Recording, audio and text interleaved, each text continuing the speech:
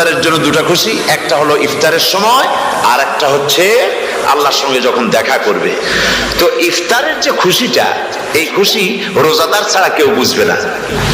ইফতার সারাদিন রোজা রাখার পর সামনে পেঁয়াজি, বেগুনি, সালাদ, তরমুজ, মিষ্টি, তারপরে আম্বালা সুইট মিটের নানান রকমের মিষ্টি, এরপরে মুড়ি, কত কিছু সব সামনে নিয়ে বসে আছে।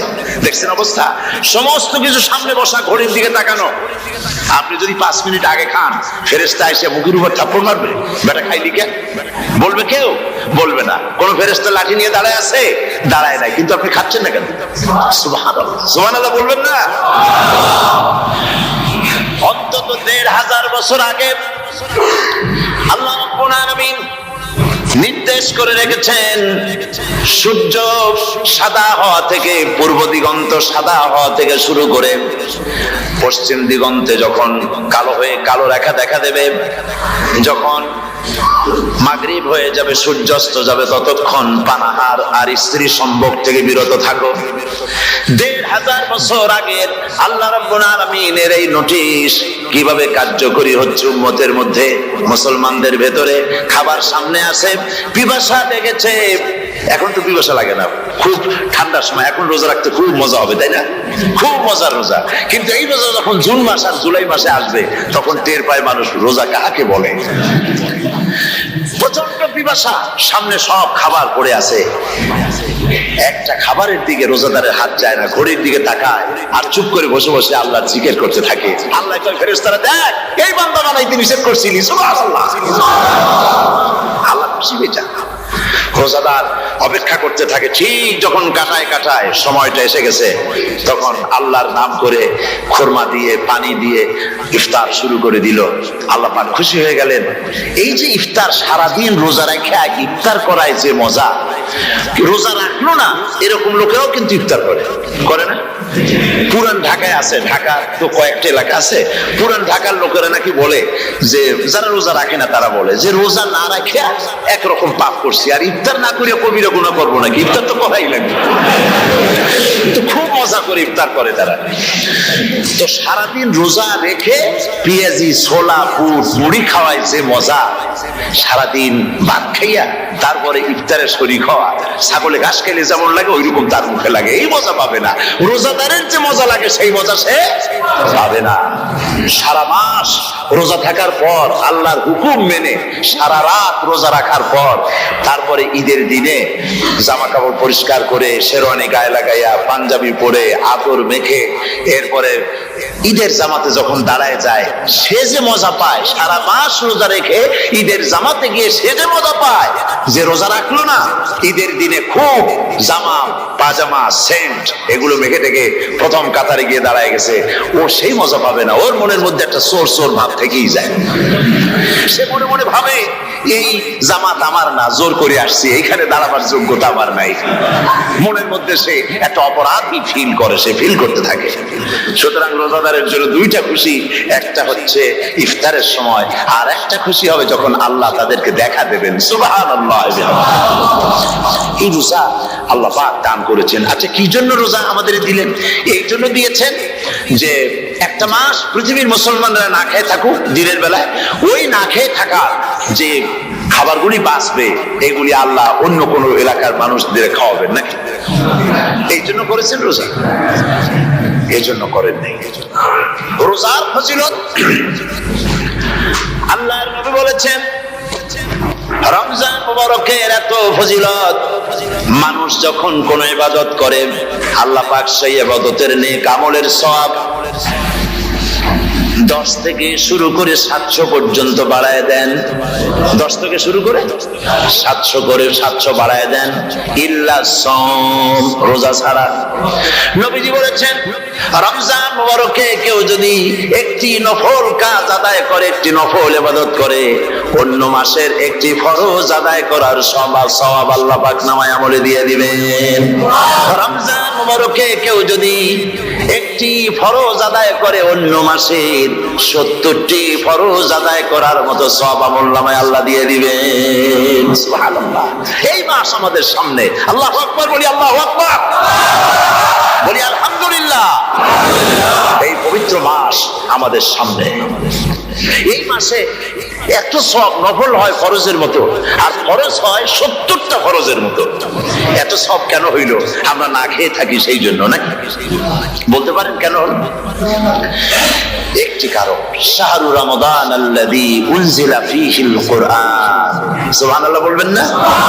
এই রমজান মাস হচ্ছে সেই মাস যে মাসে আল্লাহ রাব্বুল আলামিন কোরআনে কারীমকে নাজিল করেছেন। এই মাসের মধ্যে একটি রাত আছে, খায়রুম মিন আলফি শাহর, যে রাতটি 1000 মাসের চাইতে বেশি গুরুত্বপূর্ণ আল্লাহর কাছে। সুবহানাল্লাহ। একটি রাত 1000 মাসের চাইতে গুরুত্বপূর্ণ।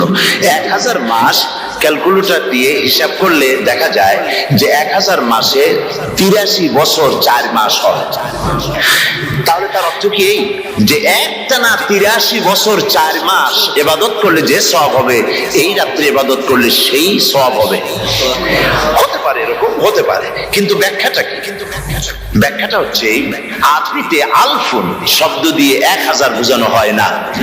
আরবিতে যখন আলফুন বলা হয় তাহলে বোঝা যায় সংখ্যাধিক্য, বিপুল সংখ্যা, হাজার হাজার হাজার হাজার, থাউজেন্ডস এন্ড থাউজেন্ডস। এইটাকে বোঝানোর জন্য আরবিতে ব্যবহার করা হয় আলফুন, হাজার হাজার। তাহলে আল্লাহ কি বুঝাতে চাচ্ছেন? আল্লাহ রাব্বুল আলামিন তিনি আয়াত দ্বারা বুঝাতে চান, এর ব্যাখ্যা হচ্ছে এই পৃথিবীর মানবতার কল্যাণের জন্য, এই পৃথিবীর মানুষের ভালাইয়ের জন্য, মঙ্গলের জন্য হাজার হাজার মাস ধরে এই পৃথিবীর মানুষের যে কল্যাণ হয় নাই, এই রমজান মোবারকে একটা রাত আছে যেই রাতে আল্লাহ রাব্বুল আলামিন মানবতার সেই কল্যাণ করেছেন। সেই কল্যাণ কি দিয়ে করেছেন? শাহরু রমাদান আল্লাযী উনজিলা ফীহিল কুরআন, কোরআন নাযিল করে পৃথিবীর মানুষকে সেই কল্যাণ আল্লাহ দিয়েছেন। সুবহানাল্লাহ। বন্ধুগণ, কোরআন, কোরআন কি নিয়ামত আমাদের কাছে! সেই নিয়ামতকে আমরা চিনলাম না, আমরা বুঝতে পারলাম না কত বড় নিয়ামত আল্লাহ আমাদের দান করেছেন। এই কোরআন যেন আপনি শুনতে পারেন, পড়তে পারেন, বুঝতে পারেন, সেই জন্য আল্লাহ রাব্বুল আলামিন শরিয়াত কি সুন্দর ব্যবস্থা করেছে। কোরআন শোনার জন্য রমজান মুবারকে তারাবিহের নামাজের ব্যবস্থা করা হয়েছে। সুবহানাল্লাহ, সুবহানাল্লাহ। যারা সব সময় পড়তে পারেন না, কোরআন তেলাওয়াত জানেন না, অথবা সারা বছর এক খতম কোরআন শরীফ পড়া হয় না, শরিয়াত কি সুন্দর বিধান করলো যে আপনি যেন 30 পারা কোরআন শরীফ শুনতে পারেন। এই ব্যবস্থা তারাবিহের নামাজের মধ্যে শরিয়াত করে দিয়েছে। আলহামদুলিল্লাহ, আলহামদুলিল্লাহ। যাদের টাকা কড়ি আছে আমি তাদেরকে অনুরোধ করব, যদি পারেন তাহলে মেহেরবানি করে রমজান মুবারকে উমরা পালন করবেন। আমি উমরার নিয়ত করে এসেছি, ঢাকা থেকে উমরার নিয়ত করে এসেছি, আপনাদেরকে দেখে গেলাম। আর আমি এখান থেকে ডাইরেক্ট মদিনা মুনাওয়ারায় চলে যাব ইনশাআল্লাহ। লাইলাতুল কদর পর্যন্ত হারামাইন শরীফাইনে কাটাতে চাই, নিয়ত করেছি। আপনারা দোয়া করুন আল্লাহ যেন কবুল করেন। কি মজা যখন আপনি হারামাইন শরীফাইনে যখন তেলাওয়াত শুনবেন, আপনার কাছে মনে হবে যেন কোরআন শরীফ নাজিল হতেছে। সুবহানাল্লাহ। সেখানে তো নামাজের পরে হাত তুলে মোনাজাত করা হয় না, শুধুমাত্র রমজান মুবারকে বেতেরের নামাজের মধ্যে ইমাম সাহেব হাত তুলে মোনাজাত করেন। গত বছর রমজান মুবারকের লাইলাতুল কদরে আমি ছিলাম, গত কয়েক বছর ধরে আল্লাহ যাওয়ার তৌফিক দিয়েছেন দয়া করে। সেখানে লাইলাতুল কদরে পত্রিকাগুলি লিখেছে 30 লাখের উপরে লোক ছিল মক্কা শরীফের, হারাম শরীফে 30 লাখের উপরে। যখন তেলাওয়াত হচ্ছে, মোনাজাত করতেছেন ইমাম সাহেব কাঁদতেছেন, মোনাজাত করতেছেন, কাঁদতেছেন, আর গোটা হারাম জুড়ে কান্নার রোল পড়ে গিয়েছে। কিভাবে কাঁদতেছে! সারাদিন মানুষ রোজা রেখে তারপরে ইফতার করতে যখন বসে, আমি সেই জান্নাতের কথা কেমনে আপনাদের বুঝাবো? রসগোল্লা কেমন লাগে বক্তৃতা দিয়ে 6 ঘন্টা বক্তৃতা দিয়েও বোঝানো যাবে না। যদি মুখের মধ্যে ঢুকাইতে পারি তাহলে বুঝবেন যে মজাটা কি। এটা তো আমি বুঝাইতে পারবো না কি মজাটা লাগে। সারাদিন রোজা রাখার পর সমস্ত লক্ষ লক্ষ মুসল্লিরা বসে আছে মক্কা শরীফে, কাবা শরীফ সামনে, এখানে বসে আছে। রোজাদারের সামনে আছে জমজমের পানি আর মদিনা মুনাওয়ারার খুরমা। আল্লাহর ঘর সামনে, জান্নাতের থেকে আর কাকে বলে! সুবহানাল্লাহ। আর মসজিদে নববীর ভিতরে মদিনার আকর্ষণ কাশাস আলাদা। মদিনা শরীফে আপনাকে যদি পাইয়া যায় কোনো আরব, কোনো মাদিনী, আপনারা ছাড়বেই না, আদর করে পাশে বসাবে, তোমারে আমি এই জিনিস খাওয়াবো, এইটা দিয়ে ইফতার করাবো, আমার কাছ দিয়ে তুমি উঠতেই পারবে না, আপনাকে জোর করে বসায় দিবে মসজিদে নববীতে রিয়াজুল জান্নাহ রাসূল করিম সাল্লাল্লাহু আলাইহি ওয়াসাল্লামের কবর শরীফের কাছে বসে আপনি ইফতার করতেছেন, কত বড় নসিব।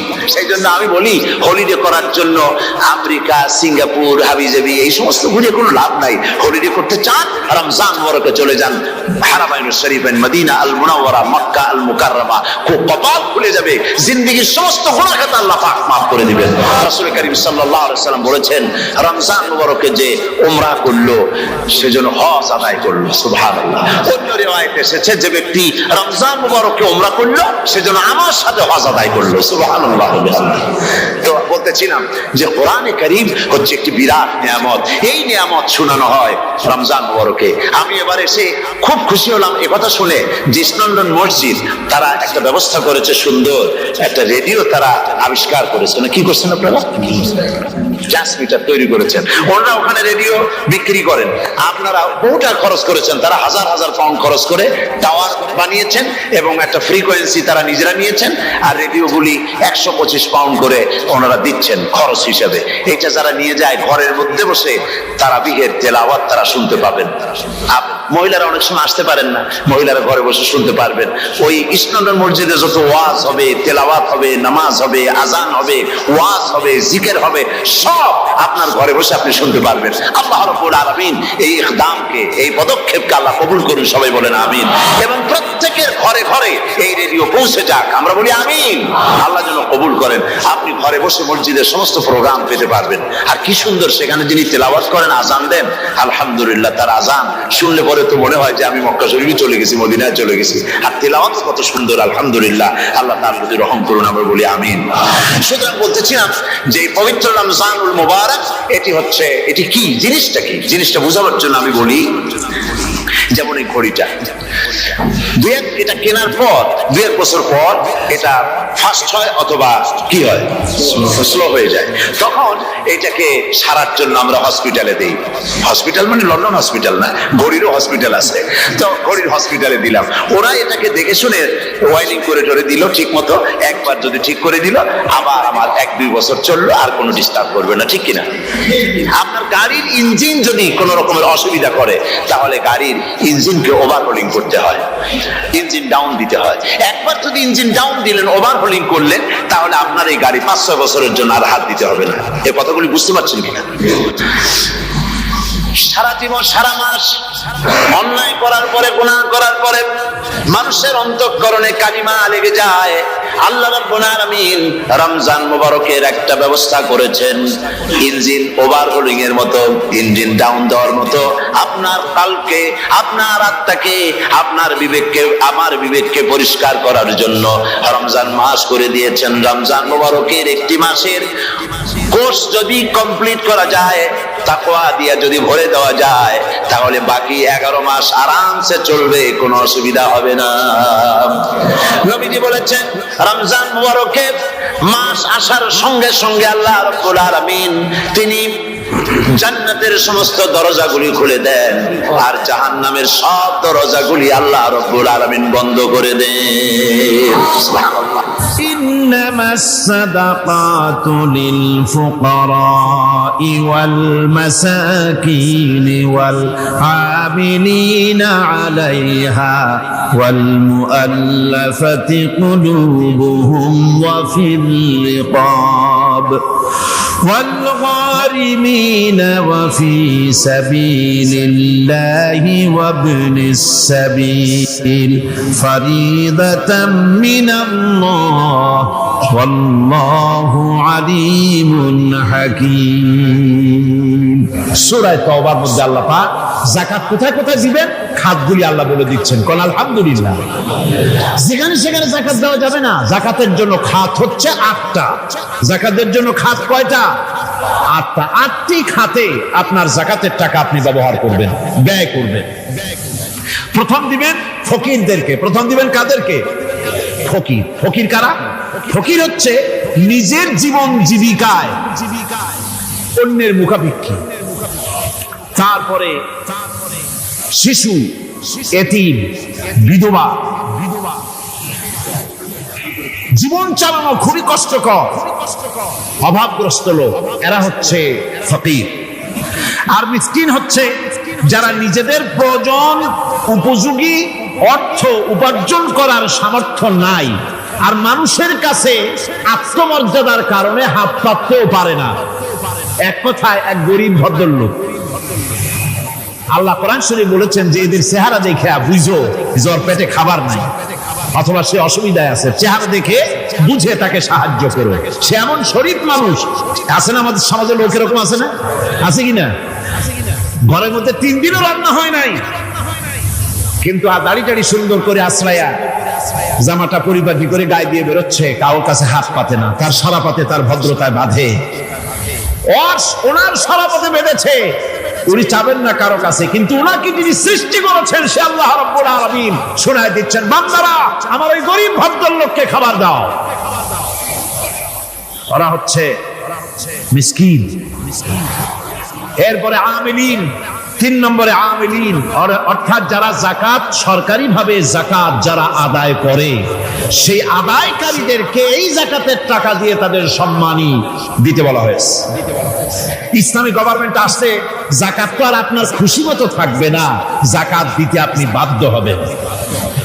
যাকাত দিতে আপনি বাধ্য হবেন। যাকাত আদায় করবে গভর্নমেন্ট। কে আদায় করবে?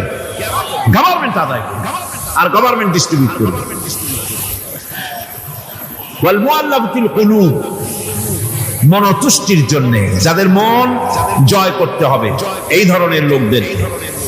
ওয়ার রিকাব, আর গলদেশের মুক্তিদানের জন্য। ওয়াল গারিমিন, আর ঋণগ্রস্ত ব্যক্তি, তাও আবার এমন পর্যায়ের যে ঋণ পরিশোধ করতে গেলে যদি তার এমন অবস্থা হয় যে তার কাছে যাকাত দেওয়ার মতো টাকা থাকে না, এরকমের অবস্থা যদি হয় তাহলে যাকাতের টাকা দিয়ে তার ঋণ পরিশোধ করে দেওয়া যেতে পারে। ফি সাবিলিল্লাহ।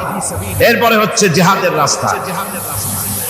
জিহাদের রাস্তা মানে জিহাদ যখন শুরু হবে সেই জিহাদের ময়দানে আপনি বন্দুক রাইফেল কিনে দেওয়ার সাহায্য করবেন সেটা নয়, কিন্তু শুধু এটা কি বোঝানো হয় নাই, ফি সাবিলিল্লাহ বলতে বোঝানো হয়েছে আল্লাহর রাস্তায় সংগ্রামরত সব ব্যাপারে আপনি সাহায্য করবেন, ইসলামী আন্দোলনের জন্য করবেন।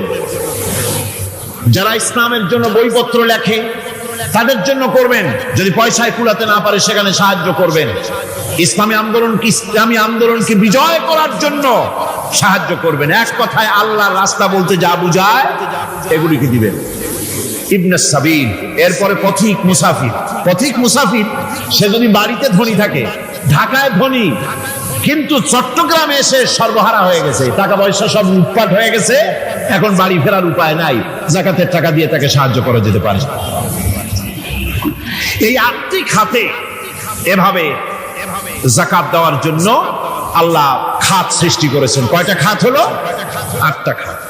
কোরআনে কারীমের 3টি আয়াতে যাকাতের কথা এভাবে বলা হয়েছে, ইয়া আইয়ুহাল্লাযীনা আমানু আনফিকু মিন তাইয়্যিবাতি মা কাসাবতুম ওয়া মিম্মা আখরাজনা লাকুম মিনাল আরদ। হে ইমানদার লোকেরা, তোমরা যে সব পবিত্র অর্থ সম্পদ উপার্জন করো সেগুলি, এবং আমি জমিন থেকে তোমাদের যে ফসল দান করি, ফসল উৎপাদন করে দেই, তার থেকে তোমরা আল্লাহর পথে খরচ করো। এগুলো 1 নম্বর আয়াত। 2 নম্বর, প্রথম আয়াত বলা হয়েছে সূরা বাকারায়, আর সূরা আনআমে বলা হচ্ছে কুলু মিন সামারিহি ইযা আসমারা ওয়া আতু হাক্কাহু ইয়াওমা হাসাদিহি। তার উৎপাদিত ফল ফসল তোমরা খাও, আর ফসলের একটি অংশ ফসল কাটার দিনেই আল্লাহর হকটা, আল্লাহর অধিকারটা আদায় করে দাও। যেদিন তোমরা ফসল কাটবে সেদিনই অধিকারটা আদায় করে দাও। এই যে একটা ফরজ, এই ফরজটা মুসলমানেরা বেমালুম ভুলে গিয়েছে। ফসলের যাকাত তারা দেয় না। ফসলের যাকাতকে বলা হয় ওশর। কি বলা হয়? ওশর। এই ওশর, এখন যদি আপনি গ্রামে গিয়া কোন শিক্ষিত লোককে যদি জিজ্ঞেস করেন, ভাই ওশর কি চেনো? সে বলবে, ভাই ওশর এটা কি জাতীয় প্রাণী, সারপোকা না তেলাপোকা না আরশোলা, আমি তো এই নামটাম তেমন শুনি নাই, বুঝবি না ওসবটা কি জিনিস। অথচ নামাজ রোজার মতোই ফরজ ওসর আদায় করা। কবে আদায় করবেন? যেদিন আপনি ফসল কাটবেন সেই দিনই ওসর আদায় করে দিবেন। পরিমাণটা কি হবে? পরিমাণ হবে আকাশের বৃষ্টির পানি দিয়ে, আকাশের বৃষ্টির পানি দিয়া যদি ফসল হয় তাহলে দিবেন 10 ভাগের 1 ভাগ।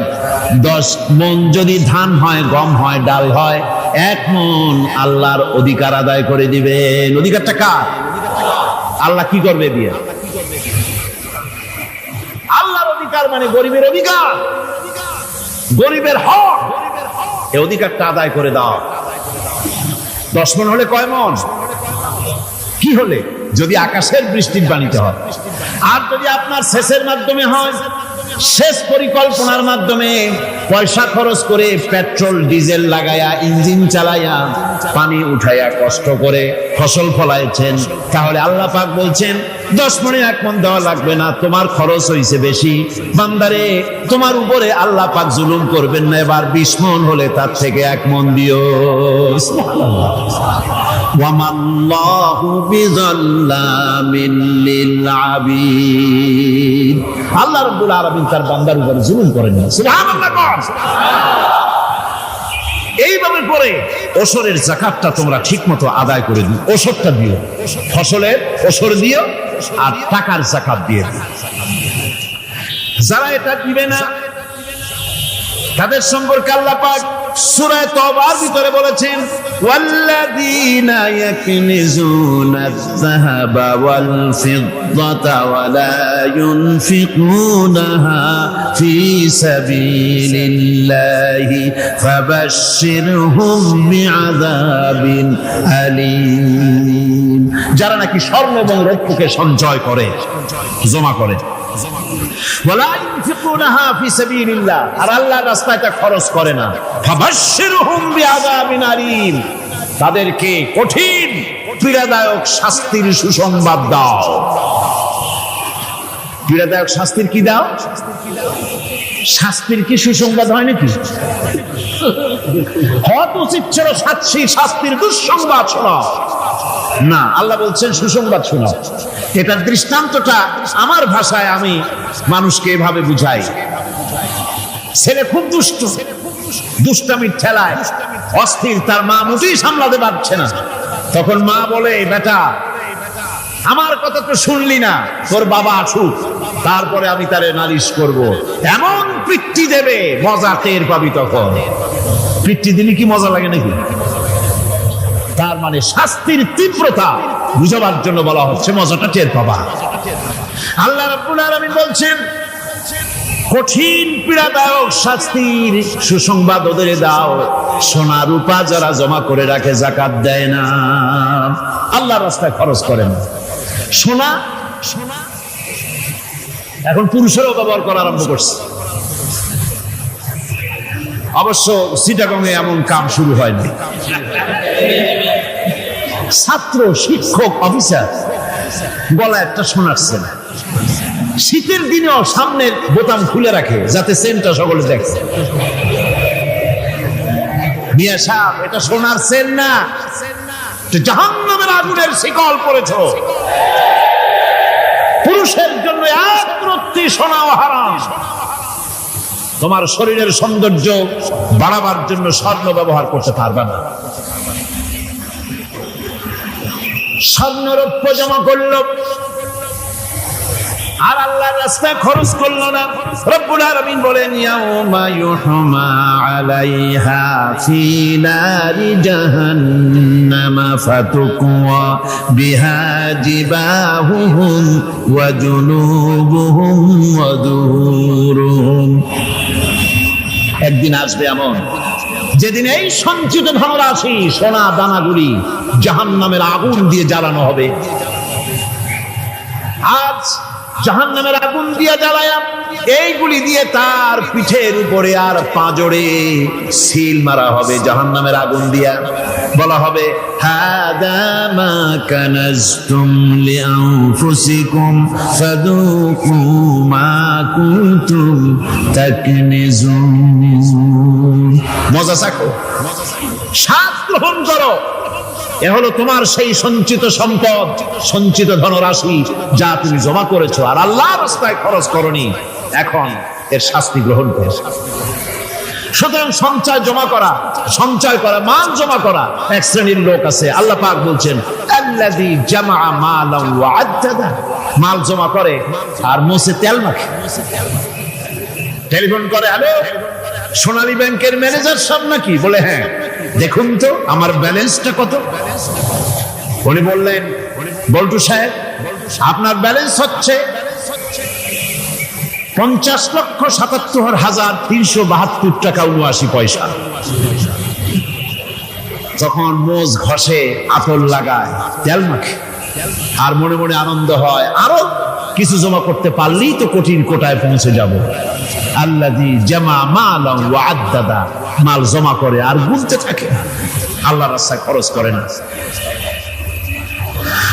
আল্লাহ রাব্বুল আলামিন বলছেন খুয মিন আমওয়ালিহিম সাদাকাতান তুতাহহিরুহুম ওয়া তুযাক্কিহিম বিহা, তাদের অর্থ সম্পদ থেকে যাকাত উসুল করে তাদেরকে পবিত্র করে দাও।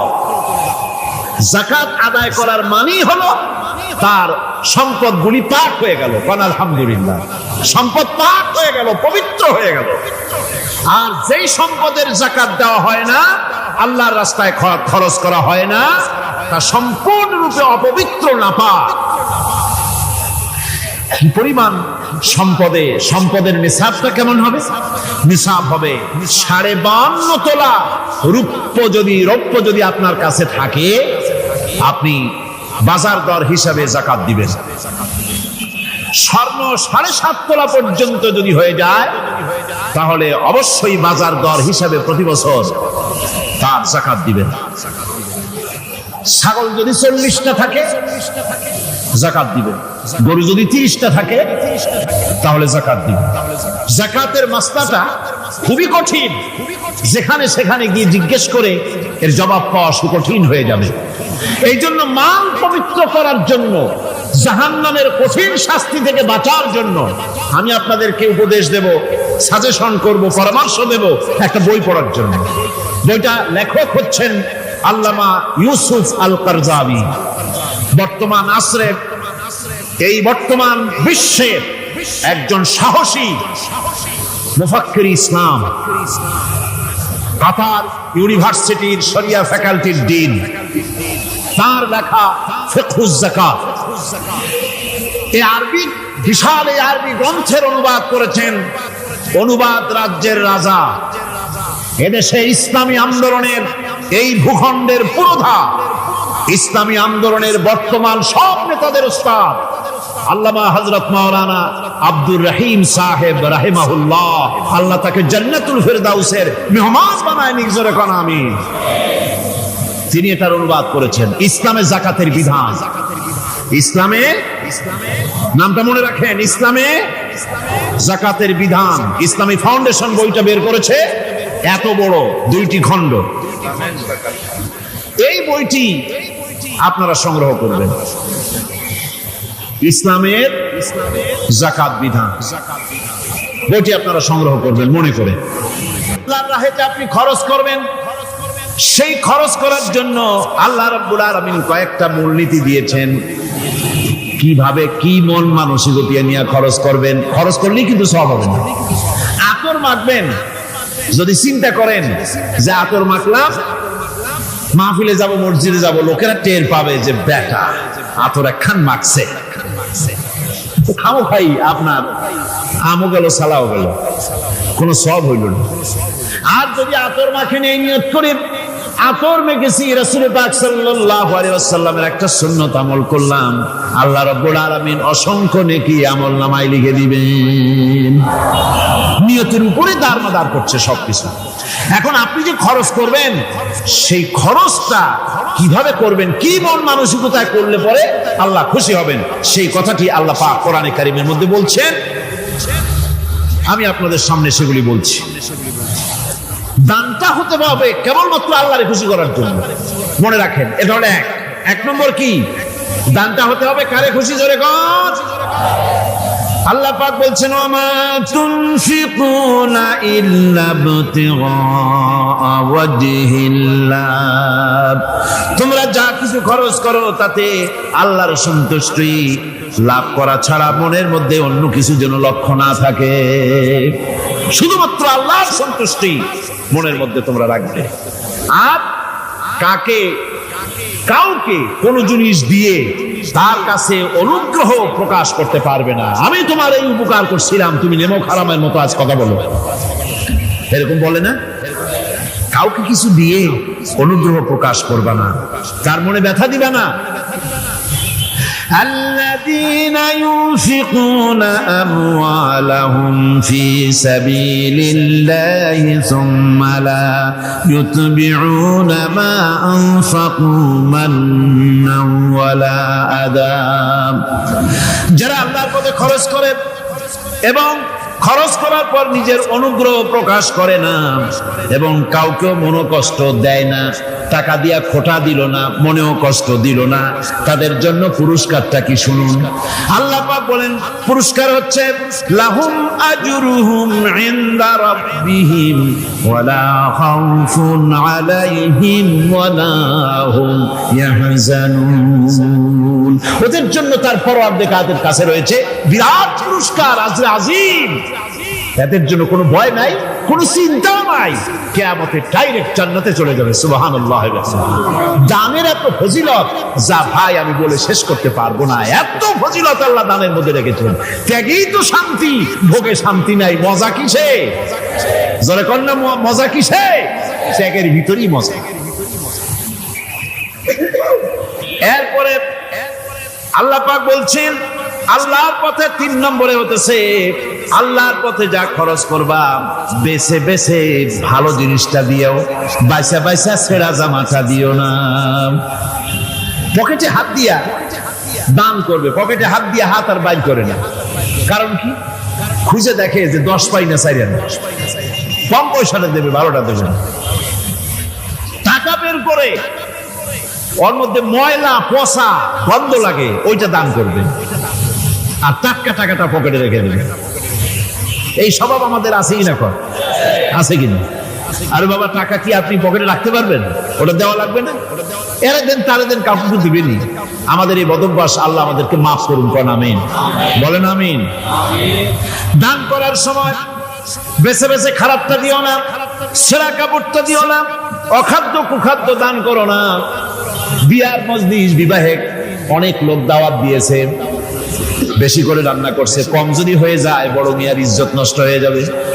মেহমান কম আসলো, এখন এই খাবারগুলি না পারিয়া তারপরে গরিবদের দেয়, না পেরে যখন খাবার কেউ নাই তখন গরিবদের দেয়। গরিবদের উদ্দেশ্য করে কিন্তু বানানো হয় নাই। এটা হলো, একজনের রুটি খাচ্ছিল, এক কৃপণ বখিল রুটি খেতে বসেছে, সিল একটা আসে রুটিতে সুমাল, সুমেরে রুটিটা নিয়ে গেছে। বেচারা পিছনে পিছনে দৌড় আরম্ভ করছে, গালি দিতে দিতে। মরার সিল, আর তুই জায়গা পাইলি না। চিলের পিছনে দৌড়াতে দৌড়াতে নদীর পারে চলে আসছে। সিলও দেখে যে আল্লাহ, এমন এক বেকাদের লোকের রুটি নিলাম, কোন গাছেও বসতে পারি না, তার ঢিলার জ্বালা।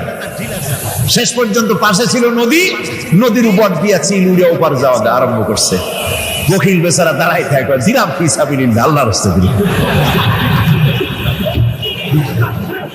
এর তো কোনো মানে নাই। নিজে খেতে না পারে বাসি অখাদ্য কুখাদ্য এগুলি দিতে আল্লাহ পাক নিষেধ করেছেন। দিবা বাইসে বাইসে ভালো জিনিসটা, যেটা তোমার কাছে প্রিয়, ওইটা দিও। তুমি যদি খারাপটা দাও তাহলে আল্লাহ তোমার দেবেন ওই মানের। কিয়ামত আছে না? কিয়ামত ওই মানের পাবা।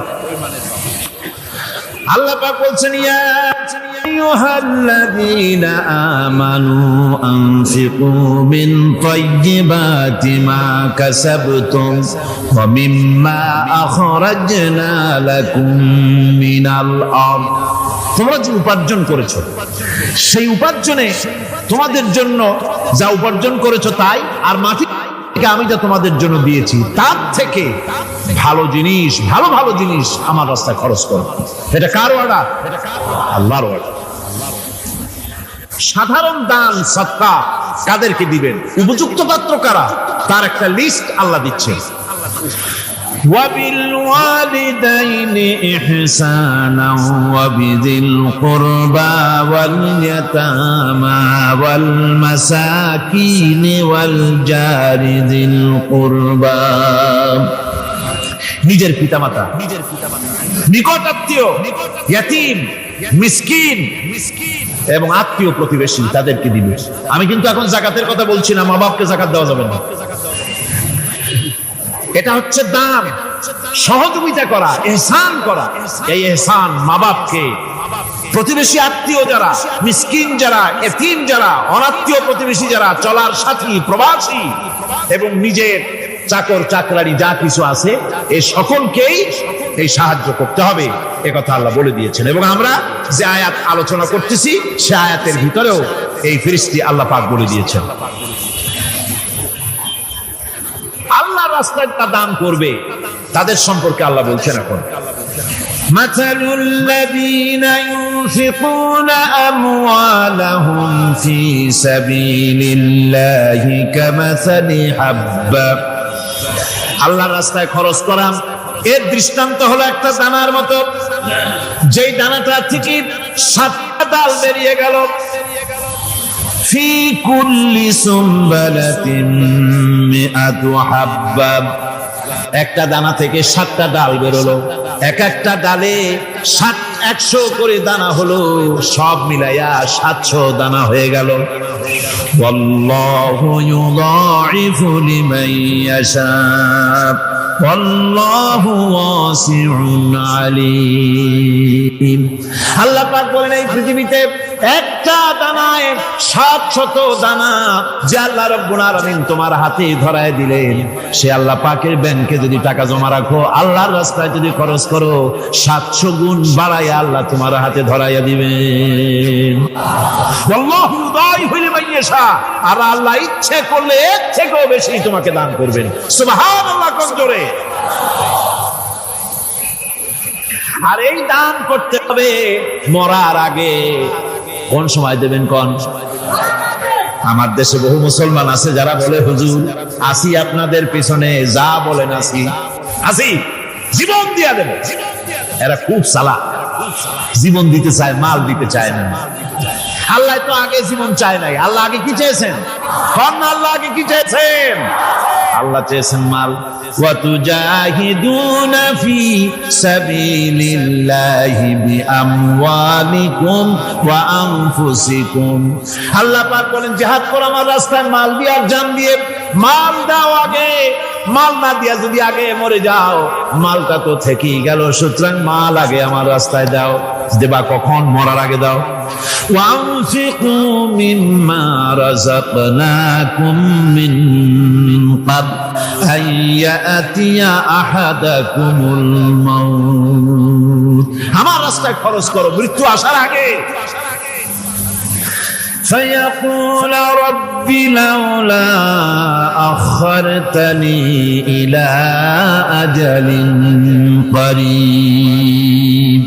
যদি মরার আগে না দাও, মৃত্যুর সময়, মৃত্যু যখন এসে গেল সেই সময় যদি বলো, অনুশোচনা যদি করো, আহারে যদি আমি সময় পাইতাম, একটুখানি যদি সময় দিতে, আল্লাহ একটু সময় আমারে যদি দাও, ফাসাদদাকা ওয়া আকুম মিনাস সালিহিন। দান সদকা করব, সব আল্লাহর রাস্তায় দিয়ে দেব, আর আমি সালেহ বান্দাদের মধ্যে শামিল হয়ে যাব। আল্লাহ একটু সময় আমারে দাও। আল্লাহ পাক বলছেন, ওয়ালা ইউআখিরাল্লাহু নাফসান ইযা জাআ আজালুহা আল্লাহু খাবীরুম বিমা তা'মালুন। মৃত্যু মৃত্যুর নির্ধারিত সময় আসলে 1 সেকেন্ড আগে পাশে করা হবে না। সুতরাং মৃত্যুর আগে খরচ করো। আপনি মনে করবেন যে আপনি মরে গেলে পরে আপনার ছেলে মেয়ে আপনার জন্য করবে, খরচ করবে। হ্যাঁ করবে ঠিক, মরার পরে কুলখানির পরে 40, তারপরে শেষ, এরপর আর করবে। আপনার ছেলে মেয়ে যে আপনার জন্য করবে তার প্রমাণ তো আপনি নিজে। আপনি আপনার ছেলের মেয়ের জন্য কি করে, আপনার মা বাবার জন্য কি করছেন? আপনার মা বাবার জন্য যদি আপনি কিছু না করে থাকেন, আপনার ছেলে মেয়ে আপনার জন্য করবেন না। সুতরাং নিজের কাজ নিজে করেন।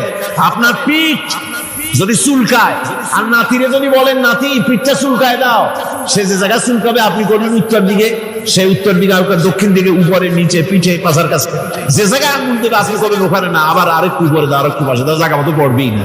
আর কষ্ট করে নিজের হাতটা যদি পৌঁছাইতে পারেন জায়গা মতো পড়ে, একবার চুলকানি মারলেই চুলকানি শেষ, ঠিক কিনা? সুতরাং আপনি অন্যের উপরে ভরসা না করে নিজের খরচ নিজেই করে যান, নিজের কাজ নিজে করে যান, আল্লাহর রাস্তায় খরচ করে যান, বেশি পরিমাণে খরচ করেন। যত খরচ করবেন আল্লাহ রাব্বুল আলামিন রাজি হয়ে যাবে। কোন সুবহানাল্লাহ। তাবুকের যুদ্ধের জন্য, তাবুকের জিহাদের জন্য আল্লাহর নবী চাঁদা চেয়েছিলেন। চাঁদা করা কোনো নাজায়েজ জিনিস না, তবে চাঁদাবাজ নাজায়েজ। মানুষকে কষ্ট দিয়ে পয়সা জবরদস্তিমূলক আদায় করা। 10,000 টাকা দিবেন নিয়ে 10 লাখ টাকা দিতে হবে, এত টাকা পাবো কে? আর নিয়ে পাবেন কই? রাইফেলের বার দেখায়, তারপরে জামা প্যান্টের কাছে চুলকাতে গিয়া রিভলভারের বার দেখায় দেয়। দেবেন না, আমার লোক এসে আদায় করে নিয়ে যাবে, তোমার বাপ দেবে কবর উঠা। এইটা জায়েজ না। কথা বুঝতে পেরেছি? রাসূল করিম সাল্লাল্লাহু আলাইহি ওয়াসাল্লাম সাহায্য চেয়েছেন, সাহায্য। রোমকদের সঙ্গে যুদ্ধ হবে, সাহায্য লাগবে, যার কাছে যা আছে নিয়ে আস। মহিলারা কানের ফুল খুলে দিল, নাকের ফুল খুলে দিল, গলার হার খুলে দিল। মানুষেরা সাহাবায়ে কেরাম টাকা করি উজাড় করে দিতে লাগলেন। এত হলো, হুজুরকে দেখা যায় না, স্তূপ হয়ে গেছে সব সোনা দানা, টাকা পয়সা, অস্ত্রপাতির স্তূপ। হুজুর বলছেন তোমরা তো সবাই দিলে, আমার আবু বকর কোথায়? হযরত সিদ্দিক আকবর রাদিয়াল্লাহু তাআলা আনহু তিনি ছিলেন এক পিলারের আড়ালে, খামের আড়ালে, সেখান থেকে বেরিয়ে এসেছেন, হাতে ছোট্ট একটা পোটলা। হুজুর দেখেন হযরত আবু বকরের চোখে পানি, হুজুরের হাতে পোটলাটা উঠাই দিলেন। নবীজি পোটলা খুলে ছাড়লেন, কয়েক কেজি গম পড়লো আর কয়েকটা দিরহাম পড়লো। হুজুর হযরত আবু বকরের দিকে তাকায় দেখেন সিদ্দিক আকবর রাদিয়াল্লাহু তাআলা আনহুর চোখের থেকে পানি পড়ে দাড়ি ভিজে ভিজে পড়তেছে। আল্লাহর নবী বলেন, ও সাহাবীরা, তোমরা সবাই মিলে আজকে যে দান করেছো, সব দানের যত মর্যাদা হয়েছে তার থেকে একা আবু বকরের দানের মর্যাদা আল্লাহর কাছে বেশি হয়ে গেছে।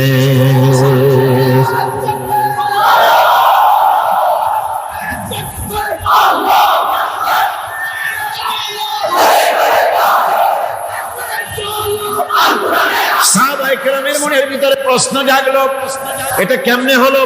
আমরা এত দিলাম। এই জিহাদে হযরতে ওমর রাদিয়াল্লাহু তাআলা আনহু তার জীবনের সঞ্চিত সম্পদের অর্ধেকটা, পুরা অর্ধেকটা দান করে দিয়েছিলেন। হুজুর সাহাবায়ে কেরামদের মনের অবস্থা বুঝলেন, প্রশ্ন করলেন তোমরা কে কত দিছো, বাড়ি কত আছে? প্রত্যেকেই বললেন এত দিছি, বাড়ি এত আছে। হযরত আবু বকরের কাছে হুজুর জিজ্ঞেস করলেন, আবু বকর কত আনছো, বাড়ি কত আছে? হযরত আবু বকর বলেন, ইয়া রাসূলুল্লাহ, আল্লাহ পাকের নামে কসম করে বলি, আমি আবু বকরের ঘরে আমি আবু বকরের বাড়িতে জাগতিক সম্পদ বলতে যা বুঝায় সব এনে রাসূল কারীমের কদম মোবারকে হাজির করেছি। আমি আবু বকরের ঘরের ভিতরে এখন আল্লাহ তার রাসূল ছাড়া কোনো জিনিস বাকি নাই, সব এনে দিয়েছি। আমার ভাইরা, এই জন্য আল্লাহ রাব্বুল আলামিন দানের ভিতরে বিরাট ফজিলত রেখেছেন। সাহাবায়ে কেরাম যদি এরকম দান না করতেন, এভাবে কোরবানি না দিতেন, ইসলাম এই পর্যন্ত আসতো না, ঠিক কি না?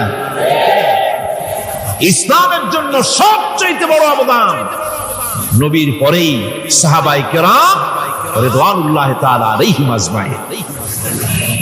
এই জিহাদে হযরত আব্দুল্লাহ জুল বাজাদাইন কিচ্ছু দিতে পারেন নাই, বুখারী শরীফের হাদিস। কিছু নাই, দিবে কি? লুঙ্গিও আনতে পারেন নাই, ল্যাংটো হয়ে তাকে তাড়াই দেওয়া হয়েছিল ল্যাংটো করে। গায়ে জামা নাই, পরনে লুঙ্গি নাই, মার কাছ থেকে একটা ছেঁড়া কম্বল নিয়ে সেই কম্বল পরে আসছিলেন মদিনা মুনাওয়ারায়।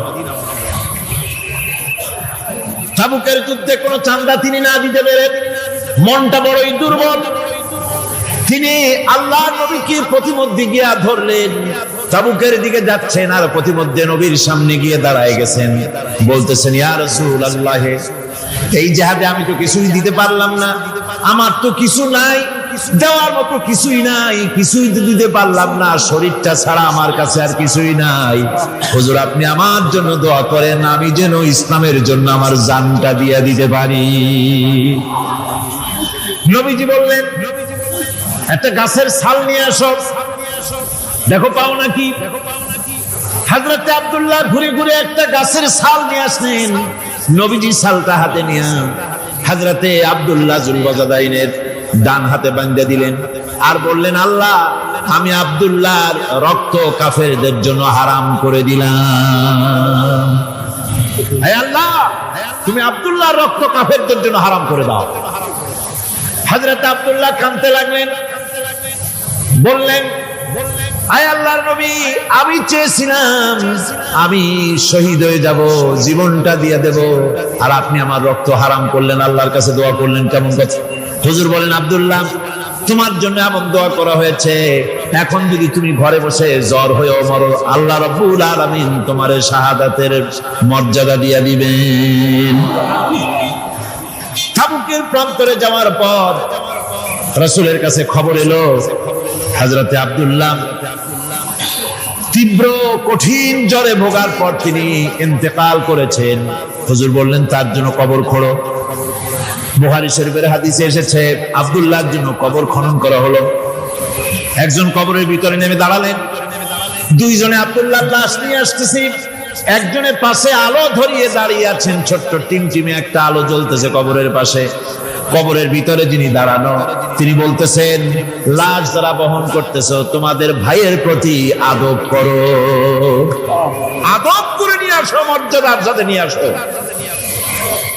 কবরে যিনি দাঁড়ায় আব্দুল্লাহর লাশ ধরলেন, তিনি আর কেউ নন, তিনি বিশ্বনবী জনাবে মুহাম্মদুর রাসূলুল্লাহ সাল্লাল্লাহু আলাইহি ওয়াসাল্লাম।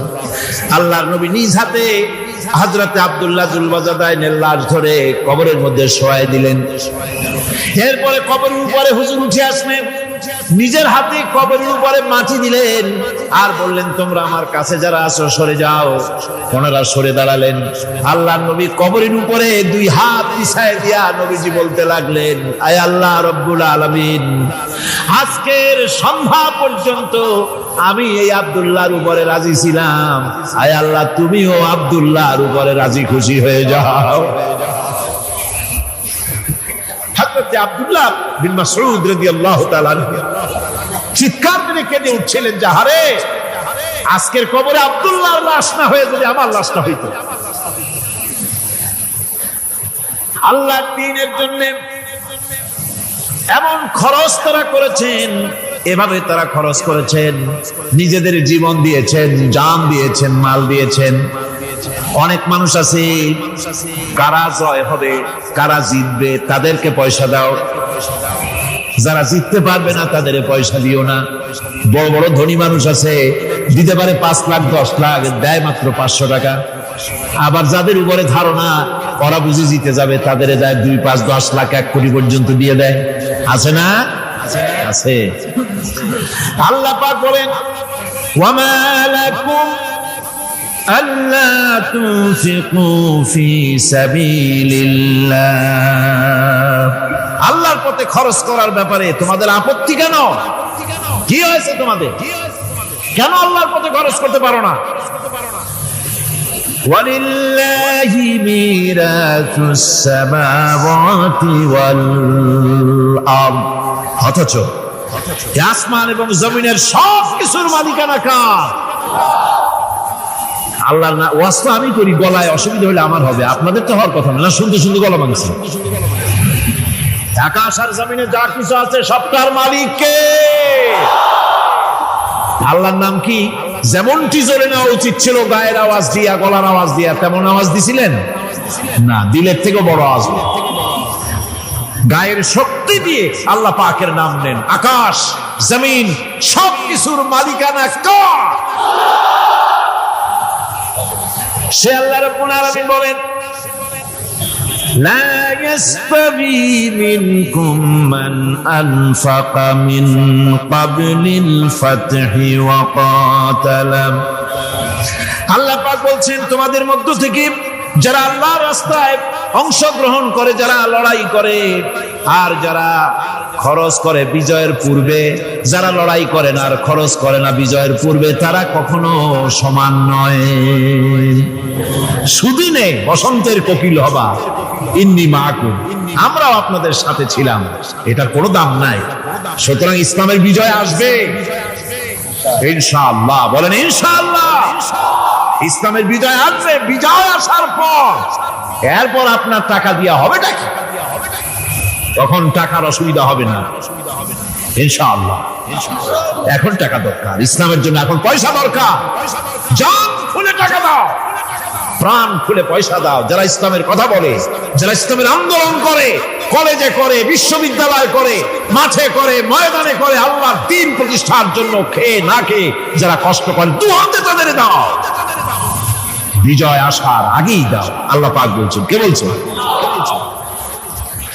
আমার বন্ধুগণ, আল্লাহ রাব্বুল আলামিনের পথে এভাবে খরচ করায় আল্লাহ রাব্বুল আলামিন খুশি হয়ে যান।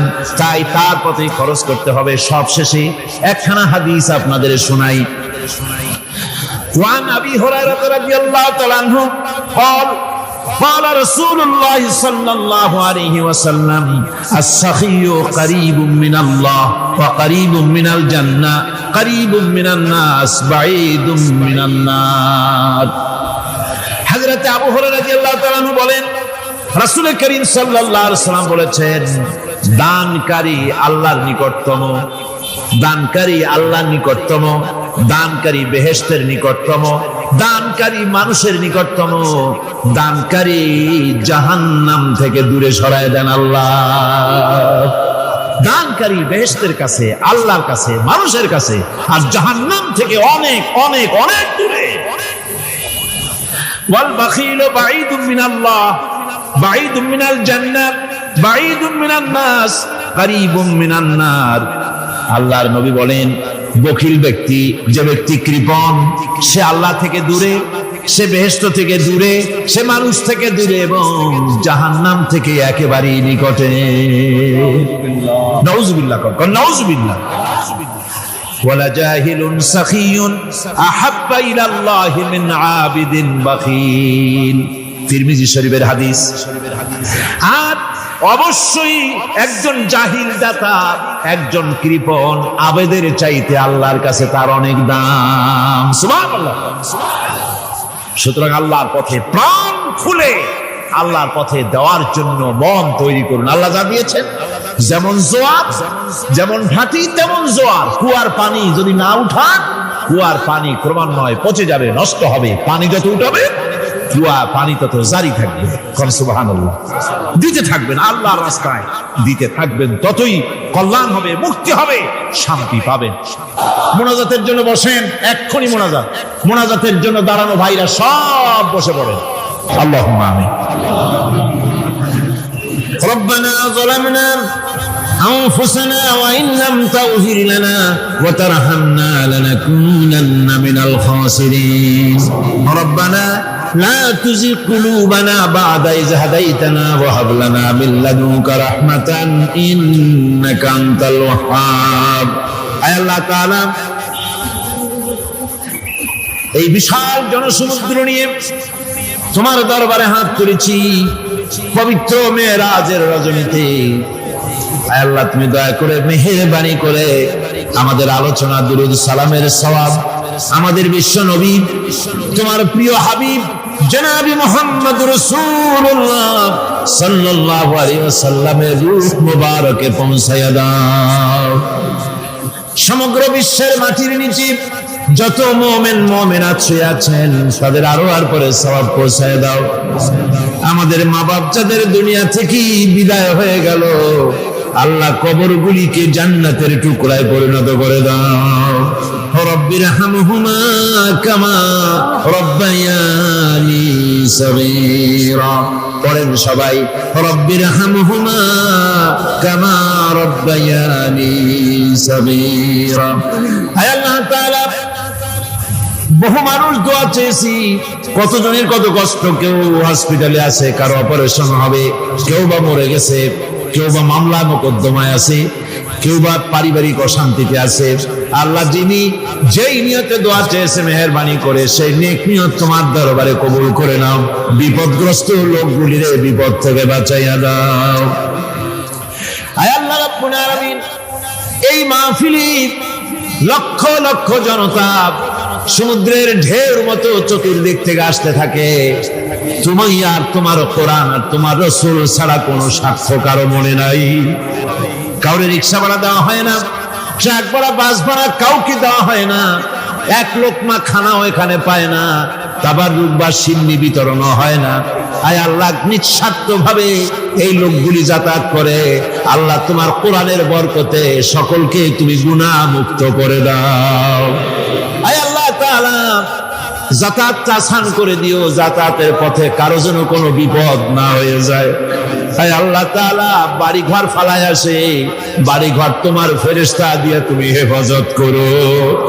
রব্বুল আলামিন, মা বোনেরাও কষ্ট করে আসে, আল্লাহ তুমি দয়া করে এ মাহফিলে যারা শরীক হয়, এ মাহফিলে কোরআনের মাহফিলে শরীক হওয়ার কারণে তোমার কাছে একটা দাবি করি। দাবিটা হলো, মেহেরবানি করে সব মানুষকে তোমার কাবা ঘর দেখাও।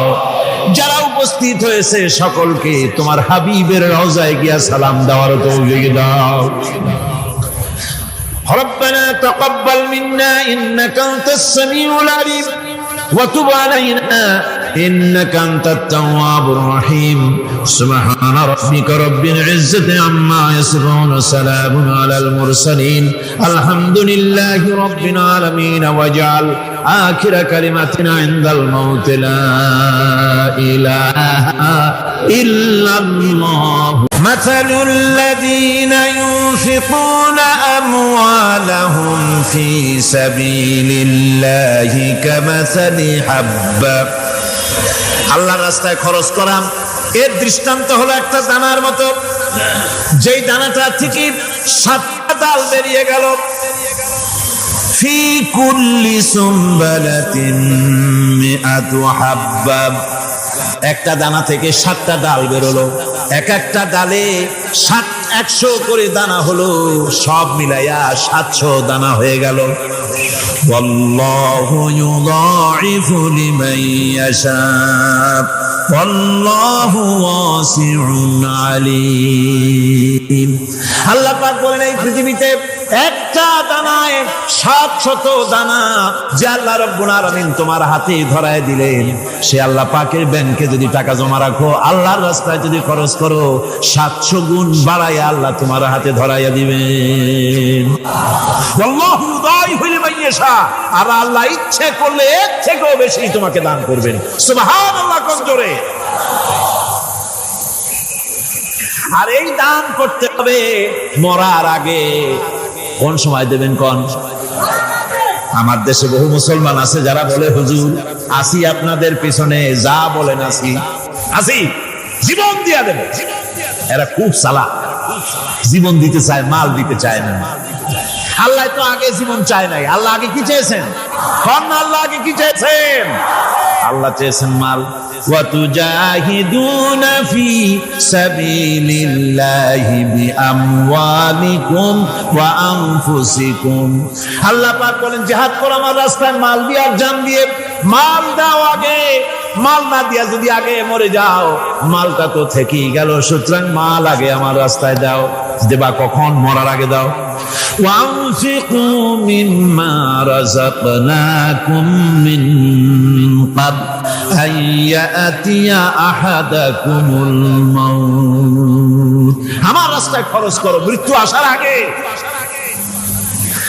فيقول رب لولا أخرتني إلى أجل قريب যদি মরার আগে না দাও, মৃত্যুর সময়, মৃত্যু যখন এসে গেল সেই সময় যদি বলো, অনুশোচনা যদি করো, আহারে যদি আমি সময় পাইতাম, একটুখানি যদি সময় দিতে আল্লাহ, একটু সময় আমারে যদি দাও, ফাসাদ্দাকা ওয়া আকুম মিনাস সালিহিন, দান সদকা করব, সব আল্লাহর রাস্তায় দিয়ে দেব, আর আমি সালেহ বান্দাদের মধ্যে শামিল হয়ে যাব। আল্লাহ একটু সময় আমারে দাও। আল্লাহ পাক বলছেন, ওয়ালা ইউআখিরাল্লাহু নাফসান ইযা জাআ আজালুহা আল্লাহু খাবীরুম বিমা তা'মালুন। মৃত্যুর নির্ধারিত সময় আসলে এক সেকেন্ড আগে পাশে করা হবে না। সুতরাং মৃত্যুর আগে খরচ করো। আপনি মনে করবেন যে আপনি মরে গেলে পরে আপনার ছেলে মেয়ে আপনার জন্য করবে, খরচ করবে। হ্যাঁ করবে, ঠিক। মরার পরে কুলখানির পরে 40, তারপরে শেষ, এরপর আর করবে। আপনার ছেলে মেয়ে যে আপনার জন্য করবে তার প্রমাণ তো আপনি নিজে। আপনি আপনার ছেলের মেয়ের জন্য কি করে, আপনার মা বাবার জন্য কি করছেন? আপনার মা বাবার জন্য যদি আপনি কিছু না করে থাকেন, আপনার ছেলে মেয়ে আপনার জন্য করবেন না। সুতরাং নিজের কাজ নিজে করেন। আপনার পিঠ যদি চুলকায়, আর নাতিরে যদি বলেন নাতি পিঠটা চুলকায় দাও, সে যে জায়গা চুলকাবে আপনি করবেন উত্তর দিকে, সে উত্তর দিকে, আর দক্ষিণ দিকে, উপরে নিচে, পিঠে, পাশার কাছে, যে জায়গায় আঙুল দেবে আপনি করবেন ওখানে না, আবার আরেকটু উপরে দাও, আরেকটু পাশে দাও, জায়গা মতো পড়বেই না। আর কষ্ট করে নিজের হাতটা যদি পৌঁছাইতে পারেন জায়গা মতো পড়ে, একবার চুলকানি মারলেই চুলকানি শেষ, ঠিক কিনা? সুতরাং আপনি অন্যের উপরে ভরসা না করে নিজের খরচ নিজেই করে যান, নিজের কাজ নিজে করে যান, আল্লাহর রাস্তায় খরচ করে যান, বেশি পরিমাণে খরচ করেন। যত খরচ করবেন আল্লাহ রাব্বুল আলামিন রাজি হয়ে যাবে। কোন সুবহানাল্লাহ। তাবুকের যুদ্ধের জন্য, তাবুকের জিহাদের জন্য আল্লাহর নবী চাঁদা চেয়েছিলেন। চাঁদা করা কোনো নাজায়েজ জিনিস না, তবে চাঁদাবাজ নাজায়েজ। মানুষকে কষ্ট দিয়ে পয়সা জবরদস্তিমূলক আদায় করা। 10,000 টাকা দিবেন নিয়ে 10 লাখ টাকা দিতে হবে, এত টাকা পাবো কে? আর নিয়ে পাবেন কই? রাইফেলের বার দেখায়, তারপরে জামা প্যান্টের কাছে চুলকাতে গিয়া রিভলভারের বার দেখায় দেয়, দেবেন না, আমার লোক এসে আদায় করে নিয়ে যাবে, তোমার বাপ দেবে কবর উঠা।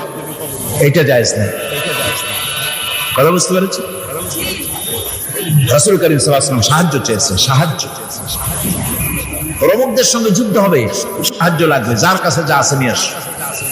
মহিলারা কানের ফুল খুলে দিল, নাকের ফুল খুলে দিল, গলার হার খুলে দিল। মানুষের সাহাবায়ে কেরাম টাকা করি উজাড় করে দিতে লাগলেন।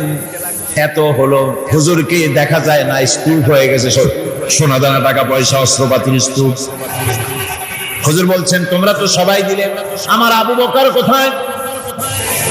হযরত সিদ্দিক আকবর রাদিয়াল্লাহু তাআলা আনহু, তিনি ছিলেন এক পিলারের আড়ালে, খামের আড়ালে, সেখান থেকে বেরিয়ে এসেছেন, হাতে ছোট্ট একটা পোটলা। হুজুর দেখেন হযরত আবু বকরের চোখে পানি, হুজুরের হাতে পোটলাটা উঠাই দিলেন। নবীজি পোটলা খুলে ছাড়লেন, কয়েক কেজি গম পড়লো, আর কয়েকটা দিরহাম পড়লো। হুজুর হযরত আবু বকরের দিকে তাকায় দেখেন সিদ্দিক আকবর রাদিয়াল্লাহু তাআলা আনহুর চোখের থেকে পানি পড়ে দাড়ি ভিজে ভিজে পড়তেছে। আল্লাহর নবী বলেন, ও সাহাবীরা, তোমরা সবাই মিলে আজকে যে দান করেছো, সব দানের যত মর্যাদা হয়েছে তার থেকে একা আবু বকরের দানের মর্যাদা আল্লাহর কাছে বেশি হয়ে গেছে।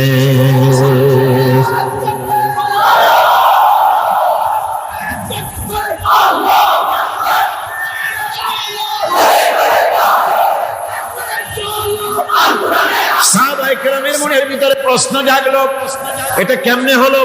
আমরা এত দিলাম, এই জিহাদে হযরতে ওমর রাদিয়াল্লাহু তাআলা আনহু তার জীবনের সঞ্চিত সম্পদের অর্ধেকটা দান করে দিয়েছিলেন।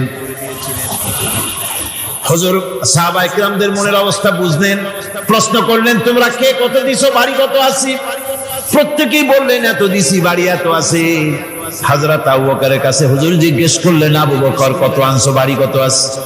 হযরত আবু বকর বলেন, ইয়া রাসূলুল্লাহ, আল্লাহ পাকের নামে কসম করে বলি, আমি আবু বকরের ঘরে আমি আবু বকরের বাড়িতে জাগতিক সম্পদ বলতে যা বুঝায় সব এনে রাসূল কারীমের কদম মোবারকে হাজির করেছি। আমি আবু বকরের ঘরের ভিতরে এখন আল্লাহ তার রাসূল ছাড়া কোনো জিনিস বাকি নাই, সব এনে দিয়েছি। আমার ভাইরা, এই জন্য আল্লাহ রাব্বুল আলামিন দানের ভিতরে বিরাট ফজিলত রেখেছেন। সাহাবায়ে কিরাম যদি এরকম দান না করতেন, এভাবে কোরবানি না দিতেন, ইসলাম এই পর্যন্ত আসতো না, ঠিক কি না? ইসলামের জন্য সবচেয়ে বড় অবদান নবীর পরেই সাহাবায়ে কিরাম রিদওয়ানুল্লাহি তাআলা আলাইহিম আজমাইন। এই জিহাদে হযরত আব্দুল্লাহ জুল বাজাদাইন কিছু দিতে পারেন নাই, বুখারী শরীফের হাদিস। কিছু নাই, দিবে কি? লুঙ্গিও আনতে পারেন নাই, ল্যাংটো হয়ে তাকে তাড়াই দেওয়া হয়েছিল, ল্যাংটো করে। গায়ে জামা নাই, পরনে লুঙ্গি নাই, মার কাছ থেকে একটা ছেঁড়া কম্বল নিয়ে সেই কম্বল পরে আসছিলেন মদিনা মুনাওয়ারায়। তাবুকের যুদ্ধে কোনো চাঁদা তিনি না দিতে পেরে মনটা বড়ই দুর্বল। তিনি আল্লাহর নবীকে প্রতিমধ্যে গিয়া ধরলেন, তাবুকের দিকে যাচ্ছেন আর প্রতিমধ্যে নবীর সামনে গিয়ে দাঁড়ায় গেছেন, বলতেছেন, ইয়া রাসূলুল্লাহ, এই জিহাদে আমি তো কিছুই দিতে পারলাম না, আমার তো কিছু নাই, দেওয়ার মতো কিছুই নাই, কিছুই তো দিতে পারলাম না, শরীরটা ছাড়া আমার কাছে আর কিছুই নাই। হুজুর আপনি আমার জন্য দোয়া করেন, আমি যেন ইসলামের জন্য আমার জানটা দিয়ে দিতে পারি। নবীজি বললেন, একটা গাছের ছাল নিয়ে আসো, দেখো পাও নাকি। হযরত আব্দুল্লাহ ঘুরে ঘুরে একটা গাছের ছাল নিয়ে আসলেন। নবীজি ছালটা হাতে নিয়ে হযরতে আব্দুল্লাহ জুল বাজাদাইনের ডান হাতে বাঁধা দিলেন আর বললেন, আল্লাহ আমি আব্দুল্লাহর রক্ত কাফেরদের জন্য হারাম করে দিলাম। হে আল্লাহ, তুমি আব্দুল্লাহর রক্ত কাফেরদের জন্য হারাম করে দাও। হযরত আব্দুল্লাহ কাঁদতে লাগলেন, বললেন, আয় আল্লাহর নবী, আমি চেয়েছিলাম আমি শহীদ হয়ে যাব, জীবনটা দিয়ে দেব, আর আপনি আমার রক্ত হারাম করলেন, আল্লাহর কাছে দোয়া করলেন, কেমন কথা। হুজুর বলেন, আব্দুল্লাহ তোমার জন্য এমন দোয়া করা হয়েছে, এখন যদি তুমি ঘরে বসে জ্বর হয়েও মরো, আল্লাহ রাব্বুল আলামিন তোমার শাহাদাতের মর্যাদা দিয়ে দিবেন। তাবুকের প্রান্তরে যাওয়ার পর রাসূলের কাছে খবর এলো, হযরতে আব্দুল্লাহ তীব্র কঠিন জ্বরে ভোগার পর তিনি ইন্তেকাল করেছেন। হুজুর বললেন, তার জন্য কবর খোঁড়ো। বুখারী শরীফের হাদিসে এসেছে, আব্দুল্লাহর জন্য কবর খনন করা হলো। একজন কবরের ভিতরে নেমে দাঁড়ালেন, দুইজনে আব্দুল্লাহর লাশ নিয়ে আসতেছে। একজনের পাশে আলো ধরিয়ে দাঁড়িয়ে আছেন, ছোট্ট টিমটিমে একটা আলো জ্বলতেছে কবরের পাশে। কবরের ভিতরে যিনি দাঁড়ানো, তিনি বলতেছেন, লাশ যারা বহন করতেছো তোমাদের ভাইয়ের প্রতি আদব করো, আদব করে নিয়ে আসো, মর্যাদার সাথে নিয়ে আসো। কবরে যিনি দাঁড়ায় আব্দুল্লাহর লাশ ধরলেন, তিনি আর কেউ নন, তিনি বিশ্বনবী জনাবে মুহাম্মদুর রাসূলুল্লাহ সাল্লাল্লাহু আলাইহি ওয়াসাল্লাম। আল্লাহর নবী নিজ হাতে হযরতে আব্দুল্লাহ জুল বাজাদাইনের লাশ ধরে কবরের মধ্যে শোয়াই দিলেন। এরপরে কবরের উপরে হুজুর উঠে আসলেন, নিজের হাতে কবরের উপরে মাটি দিলেন আর বললেন, তোমরা আমার কাছে যারা আছো সরে যাও। ওনারা সরে দাঁড়ালেন। আল্লাহর নবী কবরের উপরে দুই হাত বিছায় দিয়া নবীজি বলতে লাগলেন, আয় আল্লাহ রব্বুল আলামিন, আজকের সন্ধ্যা পর্যন্ত আমি এই আব্দুল্লাহর উপরে রাজি ছিলাম, আয় আল্লাহ তুমিও আব্দুল্লাহর উপরে রাজি খুশি হয়ে যাও। হযরতে আব্দুল্লাহ বিন মাসউদ রাদিয়াল্লাহু তাআলা চিৎকার করে কেঁদে উঠছিলেন, যাহারে আজকের কবরে আব্দুল্লাহর লাশ না হয়ে যদি আমার লাশটা হইতো। আল্লাহর দ্বীনের জন্য এমন খরচ তারা করেছেন, এভাবে তারা খরচ করেছেন, নিজেদের জীবন দিয়েছেন, জান দিয়েছেন, মাল দিয়েছেন। অনেক মানুষ আছে কারা জয় হবে, কারা জিতবে তাদেরকে পয়সা দাও, যারা জিততে পারবে না তাদের পয়সা দিও না। বড় বড় ধনী মানুষ আছে দিতে পারে 5 লাখ 10 লাখ, দেয় মাত্র 500 টাকা। আবার যাদের উপরে ধারণা ওরা বুঝে জিতে যাবে তাদের দেয় 2, 5, 10 লাখ 1 কোটি পর্যন্ত দিয়ে দেয়। আছে না? আছে।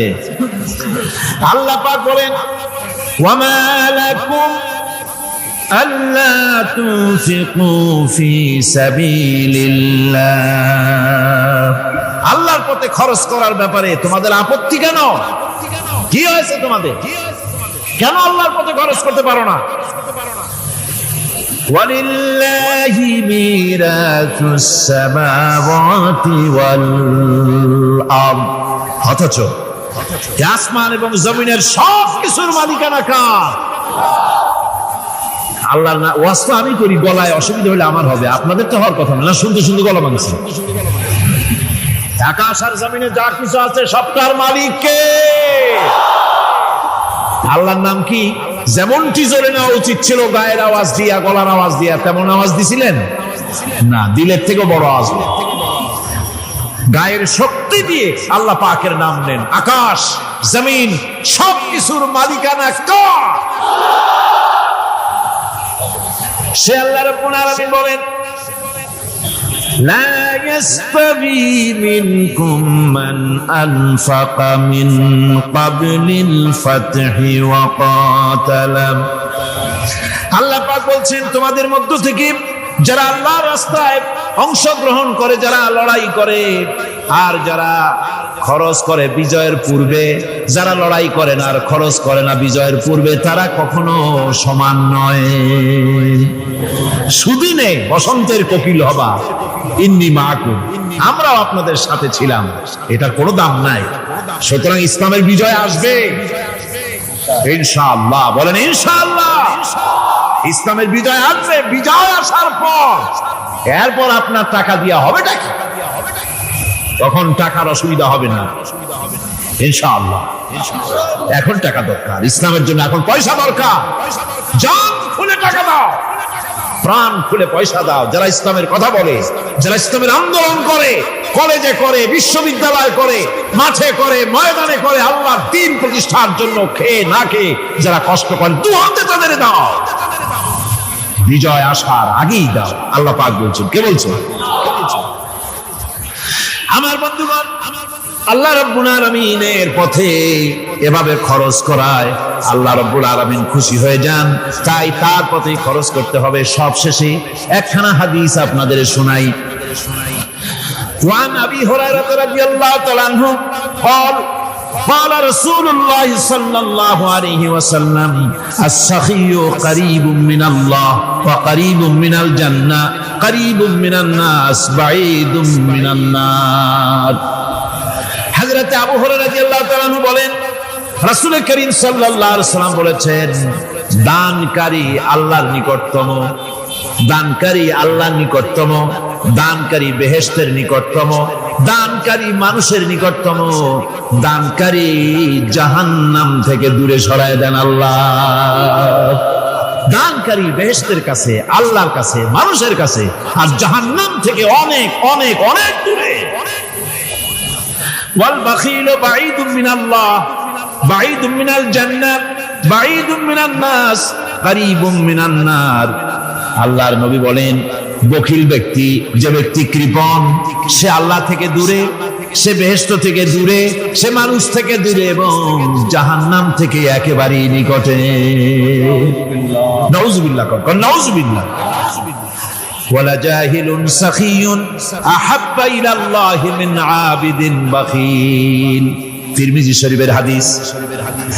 আর অবশ্যই একজন জাহিল দাতা, একজন কৃপণ আবেদের চাইতে আল্লাহর কাছে তার অনেক দাম। সুবহানাল্লাহ।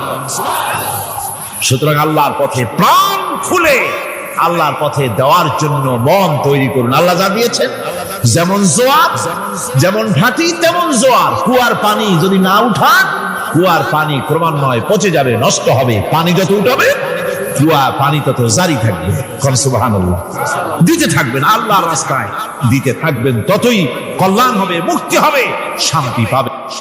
নবীজি বলেছেন রমজান মুবারকের মাস আসার সঙ্গে সঙ্গে আল্লাহ রাব্বুল আলামিন তিনি জান্নাতের সমস্ত দরজাগুলি খুলে দেন, আর জাহান্নামের সব দরজাগুলি আল্লাহ রাব্বুল আলামিন বন্ধ করে দেন। সুবহানাল্লাহ।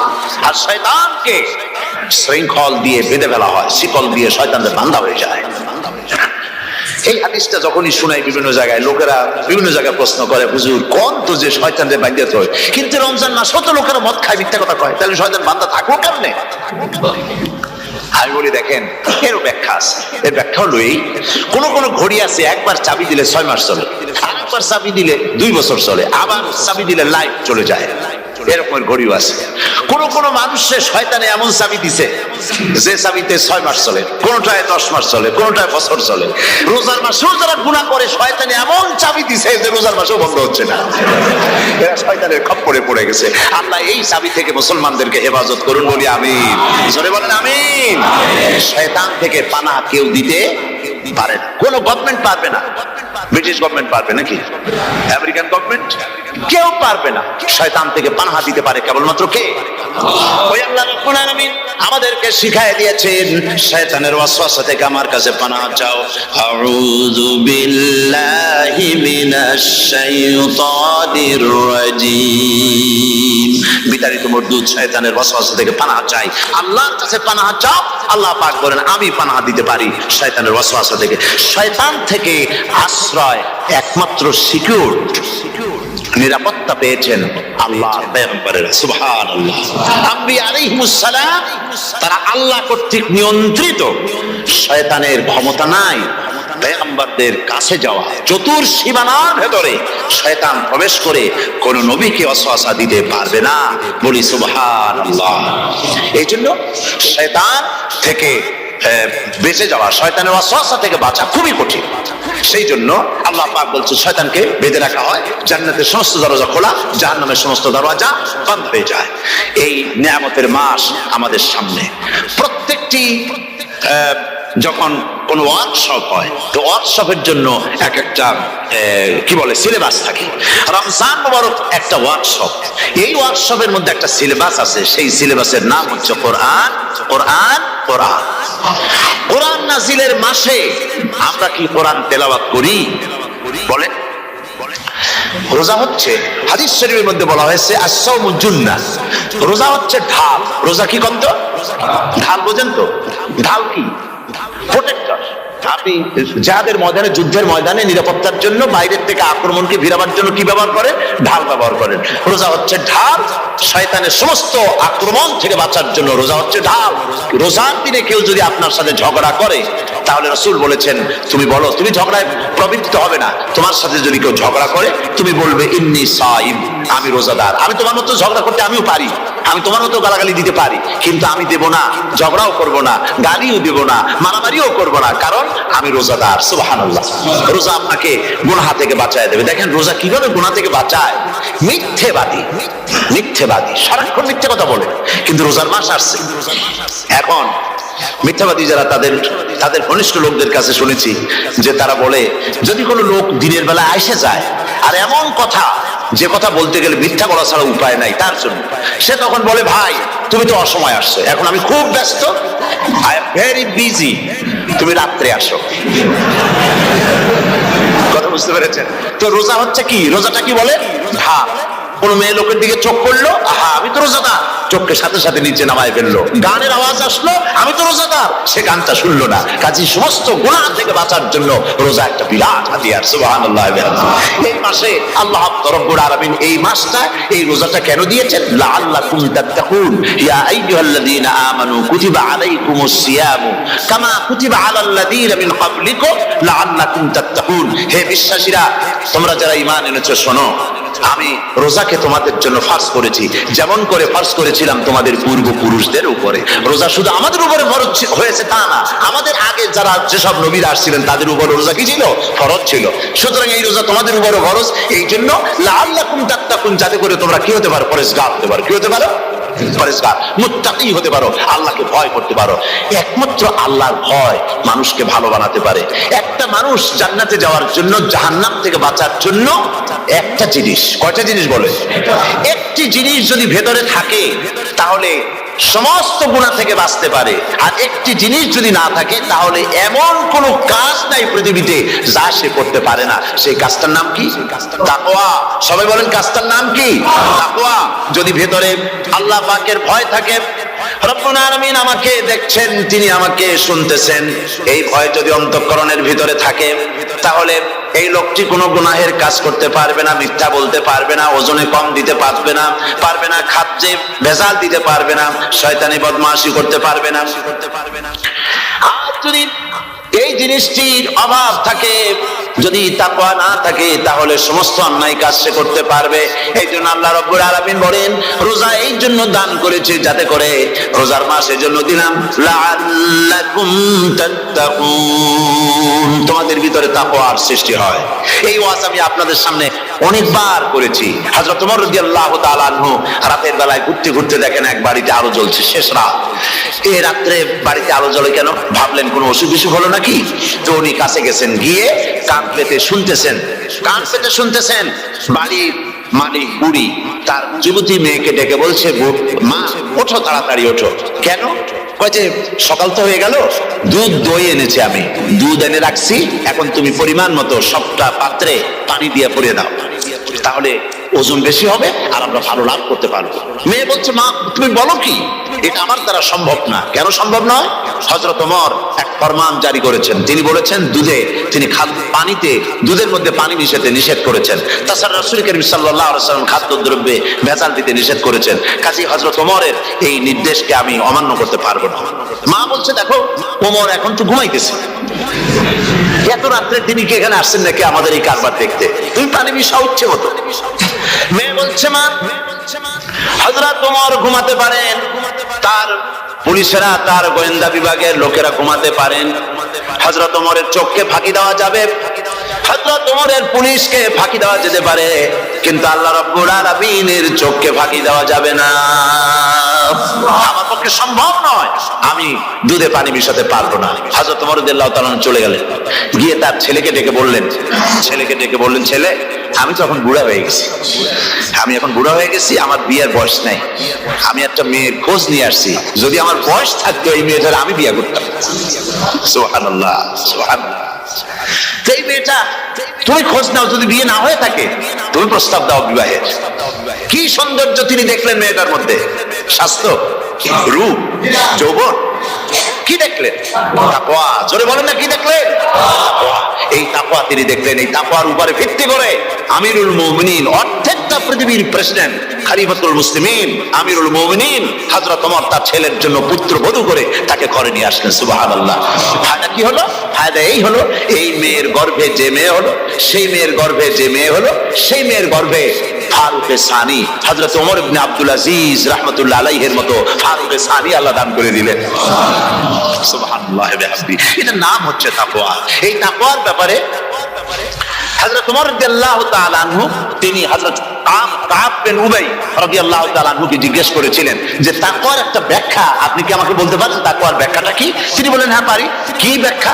তিনি বলেন যে দেখুন, তাকওয়ার ব্যাখ্যা হচ্ছে এই যে সংকীর্ণ একটি রাস্তা, সরু ন্যারো একটা রোড, এই ন্যারো রোডের দুই দিকে আছে কাঁটাযুক্ত লতা পাতা, এই কাঁটাযুক্ত লতা পাতার মধ্য দিয়ে এই সরু রাস্তা দিয়ে আপনি যখন যাবেন তো কিভাবে যাবেন? হযরত ওমর বললেন, আমার জামা কাপড় এইভাবে খুব আটোসাটো করে আমরা যাব, যাতে করে গায়ের চামড়াও না ছেড়ে আমার জামাও যাতে না ছিঁড়ে যায়। হযরত কাব বিন উবাই রাদিয়াল্লাহু তাআলা আনহু বলছেন, এটার নামই হচ্ছে তাকওয়া। এটার নাম কি? তাকওয়া। এটার নাম হচ্ছে তাকওয়া। দুনিয়ার অসংখ্য পাপের ভেতর থেকে আপনি চলে যাবেন, পাপ যেন আপনাকে স্পর্শ করতে না পারে, এটার নাম তাকওয়া। বাইন মাছ নিশ্চয়ই খেয়েছেন আপনারা, না লন্ডনে পাওয়া যায় না? পাওয়া যায়। এই বাইন মাছ যারা খেয়েছেন আপনারা, আমি জানি না আপনারা জানেন কিনা, বাইন মাছ কোথায় থাকে? পানিতে থাকে না কাদায় থাকে?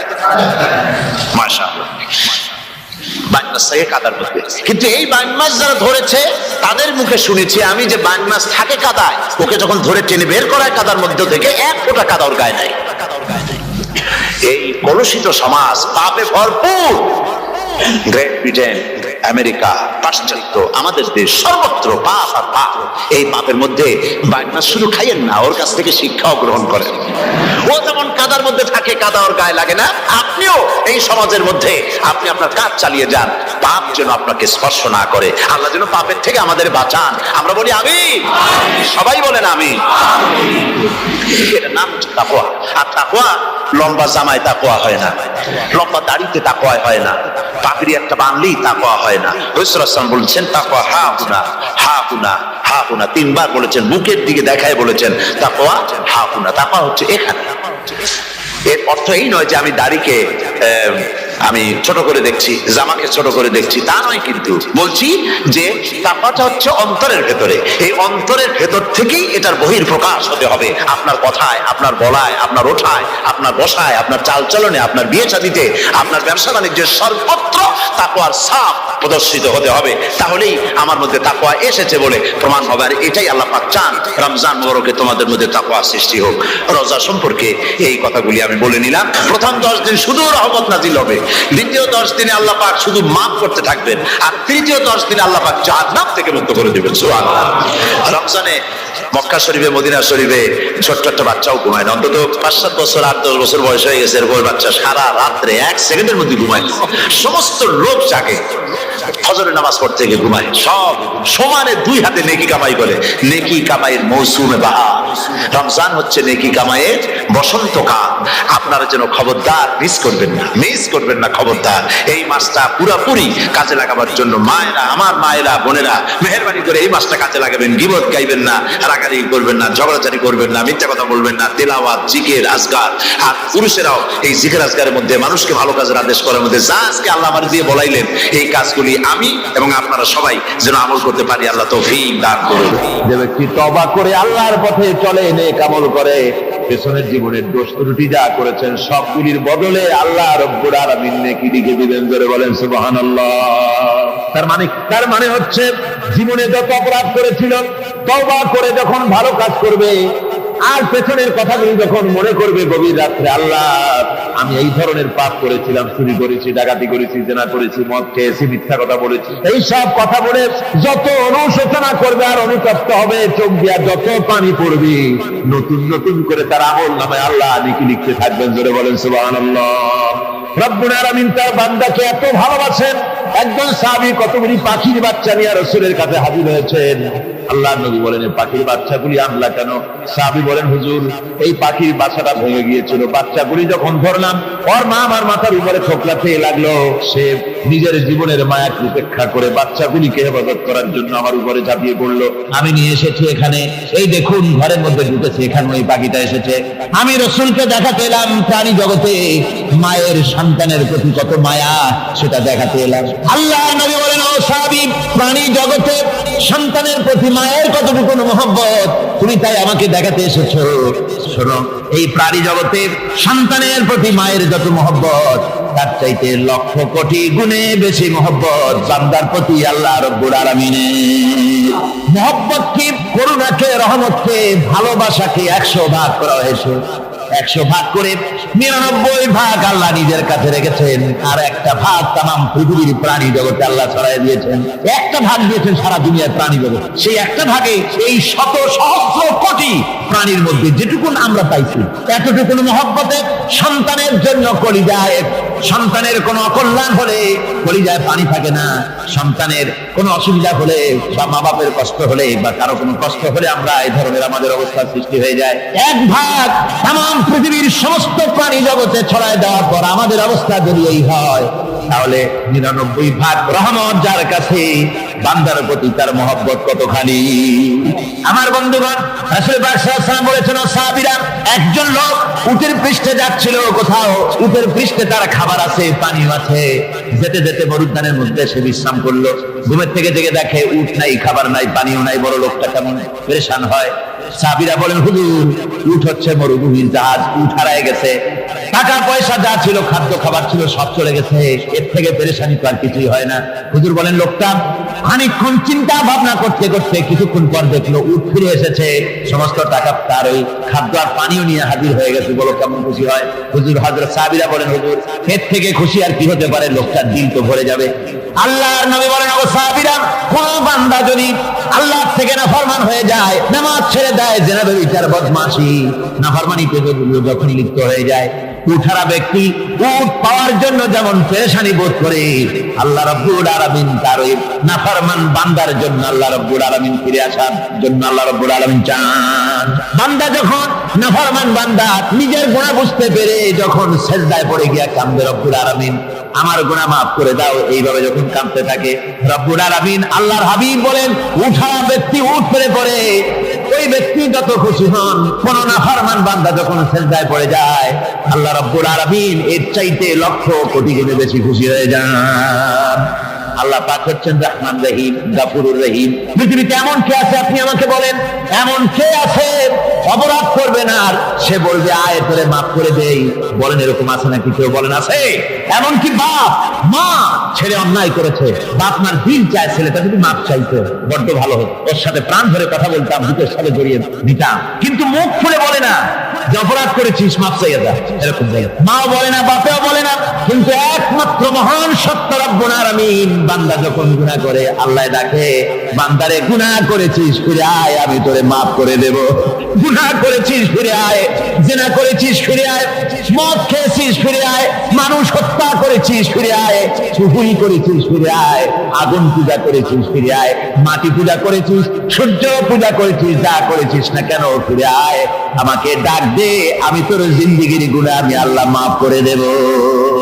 এই জন্য আল্লাহ রাব্বুল আলামিনকে যখন কোন বান্দা একবার ডাকে, দিল থেকে কলিজা থেকে একটা ডাক যদি দেয় আল্লাহ, হাজার ডাকের তুলনায় একটা ডাক আল্লাহ, কলিজা থেকে ডাক। এই ডাকটা কোথা থেকে?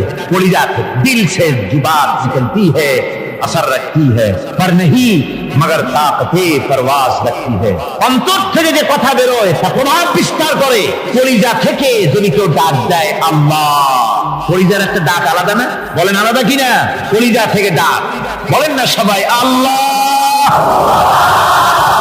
কলিজা থেকে একটা ডাক যদি কেউ ভাবে আল্লাহকে ডাক দেয় আল্লাহ, আল্লাহ রাব্বুল আলামিন বান্দা যখন একবার ডাক দেয়, আল্লাহ তখন 70 বার লাব্বাইক বলেন, 70 বার সাড়া দিয়া বলে, বান্দা কি চাও? আমি তোর কাছে হাজির। কি চাস বল, আমি মাফ করে দেব। সুতরাং আল্লাহ রাব্বুল আলামিন বলছেন, আমার কাছে ক্ষমা চাও, মাফ চাও, আমার কাছে মাফ চাও, যত মাফ চাইবে আমি মাফ করে দেব। পৃথিবীতে এমন কেউ নাই যার কাছে বেশি চাইলে তিনি খুশি হবেন। আল্লাহ রাব্বুল আলামিন এমন এক সত্তা যার কাছে যত বেশি চাওয়া যাবে তিনি তত বেশি খুশি হবেন। হর হমেশা দেনে কো वो तैयार है, जो न मांगे उससे वो बेजार है। যত বেশি চাওয়া যায় আল্লাহর কাছে, আল্লাহ তত খুশি হন। আর যে ব্যক্তি চায় না আল্লাহর কাছে, আল্লাহ তার উপরে বেজার হয়ে যায়। ওয়ামান তাবা ওয়া আমিলা সালিহান ফাইন্নাহু ইয়াতুবু ইলাল্লাহি মাতাবা। আর যারা তওবা করে, নেক আমল করে, তার আল্লাহর দিকে ফিরে আসে, যেমন কি তার আশা উচিত তেমন ভাবে সে আল্লাহর কাছে ফিরে আসে, তার মানে হলো তওবা মাফ, তওবা কবুল করার জন্য, গুনাহ মাফ করার জন্য পৃথিবীতে কেউ নাই। আছে কেউ? গুনাহ কি কেউ মাফ করতে পারে? দুনিয়ায় কেউ পারে? আকাশে কেউ পারে? আল্লাহ ছাড়া কেউ গুনাহ মাফ করতে পারে? যদি মানুষ তওবা করে, রব্বুল আলামিন বলেন সে এমন ভাবে তওবা করে আল্লাহর কাছে ফিরে এসেছে যেখানেই তার আসা উচিত, এই জায়গা ছাড়া আর তার কোনো যাওয়ার জায়গা নাই। সুতরাং সে জায়গা মতো এসেছে, অনুতপ্ত এবং অনুশোচনা করেছে। আল্লাহ পাক এ ধরনের অনুতপ্তকারী, অনুশোচনাকারীকে রব্বুল আলামিন ক্ষমা করে দিয়ে থাকেন।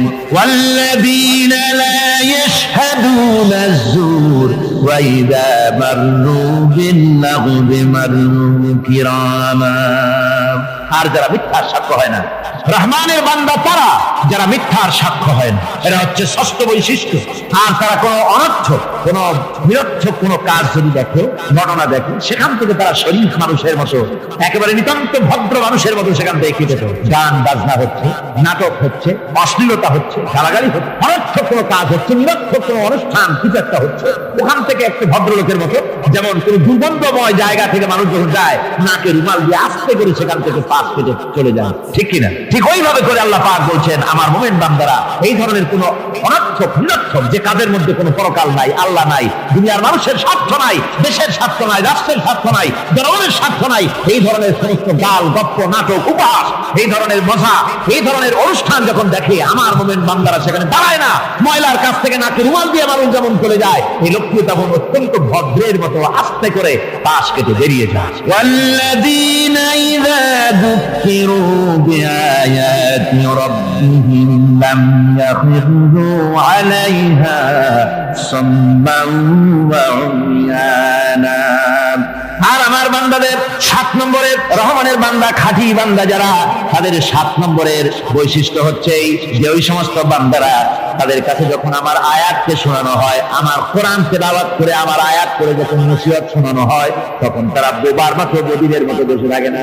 তারা বুঝতে পেরেছে? রহমানের খাঁটি বান্দা যারা, তাদের কাছে কোরআনের কথা ওয়াজ করে যখন শোনানো হয়, আল্লাহর কালাম যখন শোনানো হয়, আয়াত পড়ে পড়ে যখন নসিহত শোনানো হয়, লাম ইয়াখিরু আলাইহা সুম্মান ওয়া উময়ানা, তখন ওই ব্যক্তি অন্ধ এবং বধিরের মতো চুপ করে বসে থাকে না, বরং আমল করা শুরু করে দেয়। ধরে বলেন সুবহানাল্লাহ। যখন সে জানলো যে এগুলি হলো আল্লাহর কাজ, এগুলি আল্লাহর কাজ, আল্লাহ রাসূলের কাজ, তখন তা পালন করা শুরু করে দেয়। এই 5 দিন ধরে কোরআনের যে কথাগুলি হলো, এই কথাগুলি শোনার পর আপনারা কি বসে থাকবেন? বসে থাকবেন? যারা বসে থাকবে এইগুলি শোনার পরে, আল্লাহ তাদেরকে বলেছেন এরা হলো অন্ধ, এরা হলো বধির, এরা হলো বোবা। আমরা আল্লাহর এই যে কথা, আমরা কি অন্ধ আর বধির আর বোবা হবো নাকি? আমরা হবো না? আমরা অন্ধ নয়, বধির নয়, বোবা নই, বরং আল্লাহ যা বলেছেন, যা শুনলাম সামি'না ওয়া আতা'না, এই 5 দিন ধরে যা শুনলাম আল্লাহর কথা, কার কথা শুনলাম?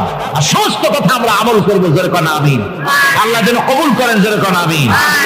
আমল করা কি? বসে না থাকা কি? বসে না থাকা হচ্ছে যা শুনলাম, আল্লাহর যা ফরজ, যা হুকুম, তা মানবো। আল্লাহ যা নিষেধ করেছেন তার থেকে ফিরে থাকবো, এটাই হলো কাজ। এরপরে রব্বুল আলামিন বলেন, ওয়াল্লাযীনা ইয়াকুলুনা রাব্বানা হাব লানা মিন আজওয়াজিনা ওয়া যুররিয়্যাতিনা কুররাতা আয়ুন ওয়াজআলনা লিল মুত্তাকিনা ইমামা। রহমানের বান্দা 8ম নম্বর এবং শেষ নাম্বার হচ্ছে এটা বৈশিষ্ট্য এই যে তারা রহমানের যারা খাঁটি বান্দা, আল্লাহর যারা খাঁটি বান্দা, তারা রব্বুল আলামিনের কাছে মুনাজাত করে, আমার রব, আয় আমার আল্লাহ, হাবলানা মিন আজওয়াজিনা ওয়া যুররিয়াতিনা, আমাদের এবং আমাদের স্ত্রীদের আর আমাদের সন্তানদেরকে তুমি দয়া করে আমাদের চক্ষুর শীতলতা বানায় দাও। করে বলেন আমিন। ওয়াজআলনা লিল মুত্তাকিনা ইমামা, আর আমার এই সন্তানদেরকে তুমি মুত্তাকিদের ইমাম বানায় দাও। শুধু মুত্তাকি বানায় না, মুত্তাকিদের নেতা বানায় দাও। যেরকম সুবহানাল্লাহ। এই কথা, এই সূরাটা, এইটা তখনকার কথা যখন এই মুমিনদের মক্কি সূরা, তো এটা যখন মক্কা শরীফে দেখা গেল যে মুসলমানেরা, যিনি ইসলাম কবুল করেছেন তার বাপ কাফের, যিনি ইসলাম কবুল করেছেন কারো বাপ কাফের, কারো মা কাফের, কারো সন্তান কাফের, কারো মেয়ে কাফের, কারো জামাই কাফের, সব প্রিয়জনেরা কুফরি হালতে আছে। আর এগুলি দেখে তাদের চক্ষুর মধ্যে কাঁটা দিতেছিল, চক্ষু জর্জরিত হয়ে যাচ্ছিল। নিজের সন্তানের চেহারা যত ভালো হোক, সন্তান যতই শিক্ষা দীক্ষা থেকে যতই উন্নত আর ভালো হোক না কেন, সে যদি জাহান্নামের দিকে অগ্রসর হতে থাকে, কোন নেককার ইমানদার পিতার মনে তার সান্ত্বনার কারণ হতে পারে না। সে তখন আল্লাহর দরবারে, আল্লাহ পাক বলেন ওই মুমিন বান্দারা আমার কাছে দোয়া করে যে রব্বুল আলামিন আমার সন্তানদেরকে, আমার স্ত্রীদেরকে আমার চক্ষুর শীতলতা বানাও, তাদের আমল আখলাক কেমন বানাও, যাতে আমাদের চক্ষু ঠান্ডা হয়ে যায়। জোরে বলেন আমিন। জোরে বলেন আমিন। সন্তানদের জন্য আল্লাহর কাছে দোয়া করতে হবে। আপনারা দেখেন দেখেন চোখের সামনে দেখতে পাচ্ছেন সন্তান সিনেমায় যাচ্ছে, সন্তান নামাজ পড়ে না, সন্তান রোজা রাখে না, সন্তান মানুষের তৈরি করা মতাদর্শের পেছনে স্লোগান দিচ্ছে, দৌড়াচ্ছে, আর আপনি পিতা হয়ে তাকে ঠেকাচ্ছেন না। ওই ছেলে তো জাহান্নামে যাচ্ছে, আপনার দরদ হওয়া উচিত, ওই ছেলেকে ফিরানো দরকার আর আল্লাহর কাছে দোয়া করা দরকার। আমার বন্ধুগণ, দোয়া আল্লাহ নিজেই শিখাই দিচ্ছেন, দোয়া করো। পড়েন আমার সাথে, রব্বানা হাব লানা মিন আজওয়াজিনা ওয়া যুররিয়াতিনা কুররাতা আয়ুন ওয়াজআলনা লিল মুত্তাকিনা ইমামা। أولئك يجزون الغرفة بما صبروا ويلقون فيها تحية وسلاما। আল্লাহ পাক বলেন, এই সব লোকদের জন্য তারা যে সবর করেছিল, সেই সবরের কারণে আমি তাদের উত্তম জাযা দান করব। আর তাদের জন্য ফেরেশতারা চতুর্দিক থেকে ফেরেশতারা তাদের জন্য সম্বোধন করবে, তাদেরকে সম্বর্ধনা দিবে, ফেরেশতারা তাদের সম্বর্ধনা দিবে। ওয়াল মালাইকাতু ইয়াদখুলুনা আলাইহিম মিন কুল্লি বাবিন সালামুন আলাইকুম বিমা সাবারতুম ফানি'মা উকবাদ-দার। চতুর্দিক থেকে ফেরেশতারা আসতে থাকবে আর তারা সালাম দিতে থাকবে, তাদেরকে সম্বর্ধনা দেবে বেহেশতীদেরকে, আর বলবে তোমাদের জন্য এই পরকালের এই ঘরটাই, জায়গাটা কতই না উত্তম করে আল্লাহ তৈরি করে রেখেছেন। বলেন সুবহানাল্লাহ। সালামুন আলাইকুম। আল্লাহ বলছেন, উলাইকা ইউজসাউনাল গুরফাতা বিমা সাবারু। তোমরা যে সবর এখতিয়ার করেছিলে, সেজন্য আজকে তোমাদের জন্য আমি এই বিরাট নিয়ামত তোমাদের জন্য রেখেছি। দ্বীনকে চালু করতে গেলে, ইসলামী আন্দোলন করতে গেলে বিপদ আসে, আর সেই বিপদে সবর এখতিয়ার করতে হয়। কত ভয় আসে, লোভ আসে, কত কিছু আসে, এগুলিকে উপেক্ষা করে যারা ইসলামী আন্দোলনের জন্য নফসের খায়েশকে, আরামকে হারাম করে দিয়ে আন্দোলনে যারা ঝাঁপিয়ে পড়তে পারে, তাদের জন্য আল্লাহ পাক এই সমস্ত নিয়ামত রেখে দিয়েছেন। কুল মা ইয়াবাউ বিকুম রাব্বি লাউলা দুআউকুম ফাকাদ কাযাবতুম ফাসাউফা ইয়াকুনু লিজামা। নবী, আপনি এদেরকে বলেন, আপনি এই লোকগুলিকে বলেন যে তোমাদের ব্যাপারে আল্লাহর কি প্রয়োজন পড়েছে যদি তোমরা আল্লাহকে নাই ডাকো, আল্লাহর কাছে যদি দোয়া না করো, যদি হাত না পাতো, আল্লাহ কি যদি না ডাকো, তাহলে তোমাদের যদি আল্লাহর দরকার, ফাকাদ কাযাবতুম, তোমরা তো অস্বীকার করে চলছো। ফাসাউফা ইয়াকুনু লিজামা, খুব তাড়াতাড়ি করে তোমরা বুঝতে পারবে, এমন অবস্থা, এমন আযাব আসবে যে তখন তোমাদের প্রাণ বাঁচানোই দায় হয়ে পড়বে। আমার বন্ধুগণ, একটা মানুষের সাথে মানুষের সৃষ্টি আর পাথরও সৃষ্টি, পাথরও একটা মাখলুক, মানুষও মাখলুক। পাথরের সাথে মানুষের পার্থক্য কোথায়? পাথর আল্লাহর দরবারে হাত তুলতে পারে না, আল্লাহকে ডাকতে পারে না, মোনাজাত করতে পারে না। মানুষ ডাকতে পারে, হাত তুলতে পারে, তার হাত দেওয়া আছে। মানুষ হয়ে যদি আল্লাহর দরবারে হাত তুলতে না পারলেন, চোখের পানি যদি না ফেলতে পারলেন, আল্লাহ পাক বলছেন, ও নবী বলে দেন, আপনি বলুন তোমাদের দিয়ে কি প্রয়োজন আল্লাহর। লাউলা দুআউকুম, তোমরা যদি সেই আল্লাহকে যদি না ডাকো, যদি তার কাছে হাত না তোলো, তাহলে তোমাদের যে আল্লাহর দরকারটা কি? তোমাদেরকে রব্বুল আলামিন তৃণখণ্ডের মতো উড়িয়ে দিবেন, কোন মর্যাদা থাকবে না আল্লাহর কাছে। সুতরাং মর্যাদা পেতে হলে আল্লাহকে ডাকতে হবে, আল্লাহর কাছে চাইতে হবে। এভাবে করে আল্লাহ পাক তার বান্দাদেরকে নির্দেশ করছেন। আমার বন্ধুগণ, এই মোট 8টি বৈশিষ্ট্য ইসলামের আপনার মুমিন বান্দাদের জন্য, রহমানের খাঁটি বান্দাদের জন্য এই 8টি বৈশিষ্ট্য আল্লাহ পাক দান করেছেন। এই 8টি বৈশিষ্ট্য যেন আল্লাহ পাক আমাদের মধ্যে দান করে দেন। জোরে বলেন আমিন, আরো জোরে বলেন আমিন। 8টি বৈশিষ্ট্যের জন্য আল্লাহ পাক বেহেশত রেখেছেন। 8টি বেহেশত কয়টি? এই 8টি বেহেশতের দরওয়াজা আল্লাহ যেন আমাদের জন্য কিয়ামতে খুলে দেন। জোরে কোন আমিন।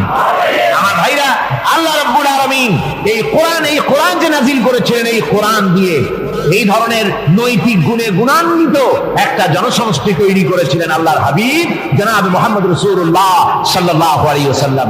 আর সেই জনসমষ্টি দিয়ে রাসূল পাক সাল্লাল্লাহু আলাইহি ওয়াসাল্লাম একটি ইসলামী কল্যাণমূলক রাষ্ট্র তৈরি করেছিলেন। রাসূলুল্লাহ কি করেছিলেন? একটা রাষ্ট্র, এই যা বললাম, এই 5 দিন ধরে যা বললাম, এই সব গুণাবলী দিয়ে, এই সব বৈশিষ্ট্য দিয়ে রাসূলুল্লাহ একটা জনগোষ্ঠী তৈরি করেছিলেন। সেই জনগোষ্ঠী নিয়ে মক্কি জিন্দেগি থেকে রাসূলুল্লাহ মদিনায় আসলেন। আর মদিনায় এসে রাসূলুল্লাহ এখন রাষ্ট্রপ্রধান হয়ে গেলেন। কি হয়ে গেলেন? রাষ্ট্রপ্রধান, প্রেসিডেন্ট হয়ে গেলেন।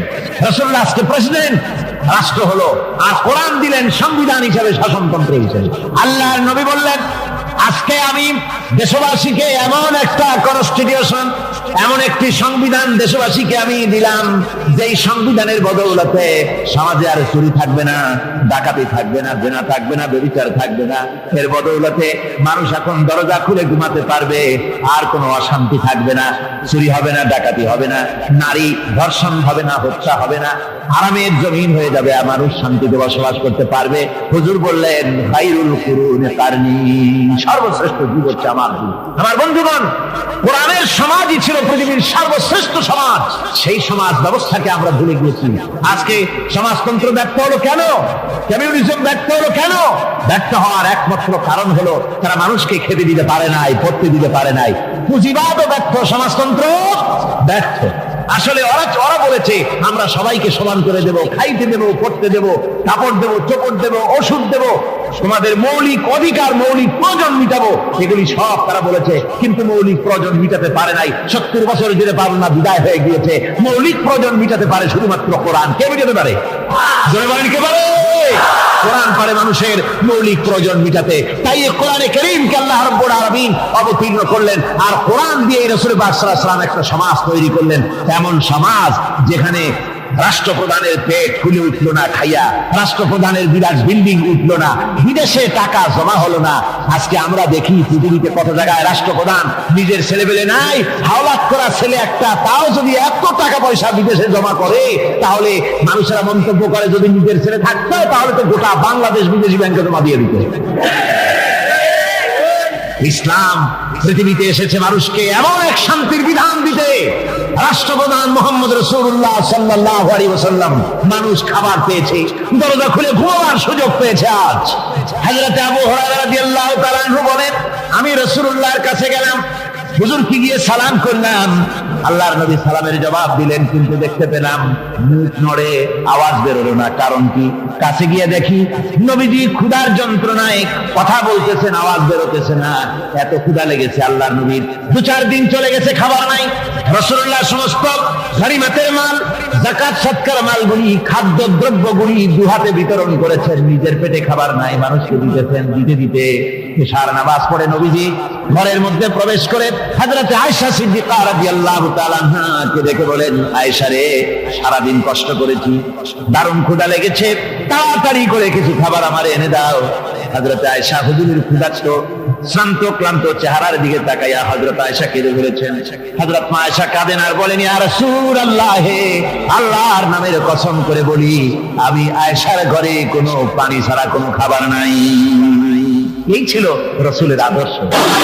ربنا ظلمنا أنفسنا وإن لم تغفر لنا وترحمنا لنكونن من الخاسرين সবাই পড়েন ربنا ظلمنا أنفسنا وإن لم تغفر لنا وترحمنا لنكونن من الخاسرين ربنا ظلمنا أنفسنا وإن لم تغفر لنا وترحمنا لنكونن من الخاسرين রব্বুল আলামিন প্রচন্ড ঠান্ডাকে উপেক্ষা করে হাজার হাজার নারী পুরুষ স্টেপনি গ্রিন স্কুলে আল্লাহ তোমার কোরআন শোনার জন্য, তোমার নবীর হাদিস শোনার জন্য দীর্ঘক্ষণ বসে আছেন। এতক্ষণ আমরা যে আলোচনা করলাম, দরুদ ও সালাম পড়লাম, মেহেরবানি করে সওয়াবটুকু রাসূল করিম সাল্লাল্লাহু আলাইহি ওয়াসাল্লামের রূহ মুবারকে পৌঁছায় দাও। পৃথিবীর মাটির নিচে যত মুমিন মুমিনাত শুয়ে আছেন, আল্লাহ তাদের আরওয়ার করে সওয়াব পৌঁছায় দাও। রব্বুল আলামিন, আমরা সবাই মিলে আজকে দোয়া করি, আমাদের মধ্য থেকে আমাদের আব্বা জান আর আমাদের মা যাদের মারা গেছে, কবরগুলিকে জান্নাতের টুকরায় পরিণত করে দাও। রব্বিরহামহুমা কামা রাব্বায়ানি সগীরা। সবাই পড়েন রব্বিরহামহুমা কামা রাব্বায়ানি সগীরা। আল্লাহ তাআলা, আত্মীয় স্বজন যদি বিদেশে থাকে, টেলিফোনে খোঁজ খবর পাওয়া যায়, চিঠি দিয়েও 6 মাস 1 বছরের খোঁজ খবর নেওয়া যায়। কিন্তু আমাদের মা বাপ যাদের দুনিয়া থেকে বছরের পর বছর হলো বিদায় হয়ে গেছে, টেলিফোন বা চিঠিপত্রের কোনো সিস্টেম নাই, কোনো কায়দা নাই, কোন হালতে কবরে আছে জানি না। আল্লাহ তুমি দয়া করে আমাদের বাপজান যাদের মারা গেছে আল্লাহ কবরটারে বেহেশত বানাইয়া দাও। রব্বুল আলামিন জনম দুঃখিনী মা, আমাদের মা যাদের মারা গেছে 10টা মাস পেটের মধ্যে থেকে মাকে হাঁটু দিয়ে পাও দিয়ে মাথা দিয়ে গুতা দিয়ে কষ্ট দিয়েছি। আবার মা ডেলিভারিতে নিদারুণ কষ্ট করেছেন যা মা ছাড়া কেউ বুঝবে না। এরপরে 2.5 বছর পর্যন্ত মায়ের বুকের দুধ চুষে চুষে খেয়ে মাকে বিরক্ত করেছে, পেশাব পায়খানা করে মাকে কষ্ট দিয়েছি। আল্লাহ তাআলা আমাদের মা বাপ অনেকেরই গরিব ছিল, খাট নাই বিছানা নাই তোষক ছিল না, কোনো রকম করে আল্লাহ তাআলা বিছানায় শোয়া থাকতো, পেশাব করে ছেলে মেয়ে পেশাব করে বিছানা ভিজাই দিয়েছে। মা নিজে আঁচলটা ভিজা আঁচলের উপরে শুয়ে ছেলেকে মেয়েকে বুকের উপরে করে সারা রাত কাটাই দিয়েছে। এই মা যার দুনিয়া থেকে বিদায় হয়ে গিয়েছে আল্লাহ দয়া করে কবরটাকে জান্নাতের টুকরা বানাইয়া দাও। আল্লাহ তাআলা আমাদের মা বাপ যাদের মারা গেছে তাদের উপরে তোমার রহমত নাজিল করো। আমাদের দাদা দাদি নানা নানি আত্মীয় স্বজন পাড়া প্রতিবেশী যারা মারা গেছে তাদের উপরে রহম করো। রব্বুল আলামিন আল্লাহ তাআলা আমরা যারা হাত তুলেছি তোমার বান্দা বান্দিরা হাত তুলেছে, তুমি আরশে আজিম থেকে একটু তাকায় দেখো। আমরা কোন রাজা বাদশার কাছে হাত তুলি নাই, আমরা কোন প্রধানমন্ত্রী প্রেসিডেন্টের কাছে হাত তুলি নাই, কোন পীর বুজুর্গের কাছে হাত তুলি নাই, আমরা হাত তুলেছি শাহনশাহ রব্বুল আলামিনের দরবারে। রব্বুল আলামিন আমরা যতগুলি লোক হাত তুলেছি এর মধ্যে জিনাকার থাকতে পারে, মদখোর থাকতে পারে, বেনামাজি থাকতে পারে, সুদখোর থাকতে পারে। আল্লাহ কত রকমের গুনাহ করে আমরা হাত তুলেছি। আল্লাহ তুমি যদি দয়া করে আজকে আমাদের এই লোকগুলিকে তোমার বান্দা বান্দি গুলারে যদি মাফ করে দাও, আকাশের জমিনে এমন কেউ নাই যার কাছে তোমার এর জন্য কৈফিয়ত দেওয়া লাগে।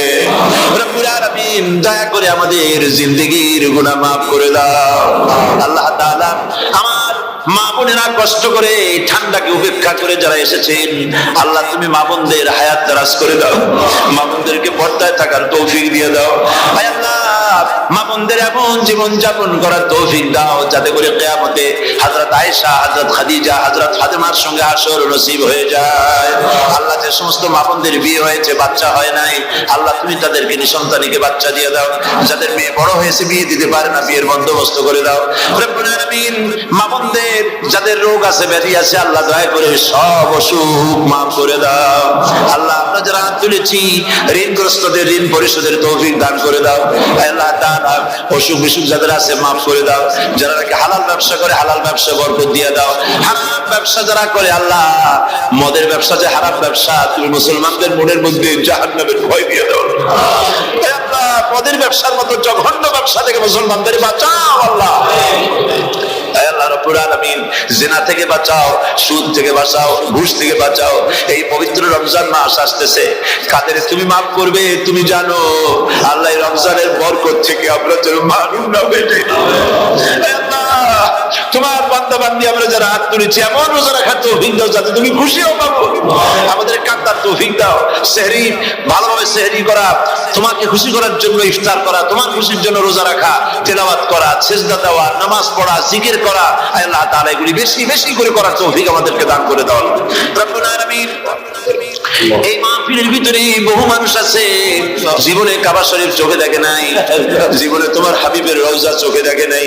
আজকে একটা দোয়া করি তোমার কাছে, আমার মা বোনের আর ভাইরা যারা হাত তুলেছে আল্লাহ তুমি দয়া করে মেহেরবানি করে জীবনে অন্তত একটা বার কাবা শরীফ চোখে দেখার তৌফিক দিয়ে দিও। জীবনে একটা বার রাসূল করিম সাল্লাল্লাহু আলাইহি ওয়াসাল্লামের রওজা মোবারকে যাওয়ার তৌফিক দিও। রব্বুল আলামিন অন্তত তামাম জিন্দেগির ভিতরে একটা রাতে তোমার হাবিবের সঙ্গে স্বপ্নে জিয়ারতের তৌফিক দিয়ে দিও। রব্বুল আলামিন তোমার হুকুম আর রাসূলের হুকুম মেনে চলার তৌফিক আমাদের দান করো। আল্লাহ তাআলা ইসলামিক ফোরাম ইউরোপ এই প্রোগ্রামের আয়োজন করেছেন, হাজার হাজার নরনারী কথা শুনতে এলো। আল্লাহ তুমি ইসলামিক ফোরামকে কবুল করে নাও, ওয়াইউমিকে কবুল করে নাও। ইসলামের কাজ এখানে যারাই করেন আল্লাহ সকলকে তোমার দরবারে মঞ্জুর করে নাও। রব্বুল আলামিন ইসলামের বিরোধিতা করে যারা যারা বুঝতে পারে না, না বুঝে করে অথবা বুঝে করে, ইসলামী আন্দোলন নেত্রীর বিরুদ্ধে মিথ্যা অপপ্রচার চালায়, হাবিজাবি গালাগালি করে, ইসলামের পথে বাধা সাড়া দেয়, আল্লাহ দয়া করে তাদের হেদায়েত নসিব করে দাও। আল্লাহ দয়া করে তাদের হেদায়েত নসিব করে দাও। আল্লাহ দয়া করে তাদের হেদায়েত নসিব করে দাও। রব্বুল আলামিন, বাংলাদেশ থেকে আমাদের হাজার হাজার লাখ লাখ মুসলমান নরনারী বিদেশে চাকরি করার জন্য, ব্যবসা করার জন্য এসেছে।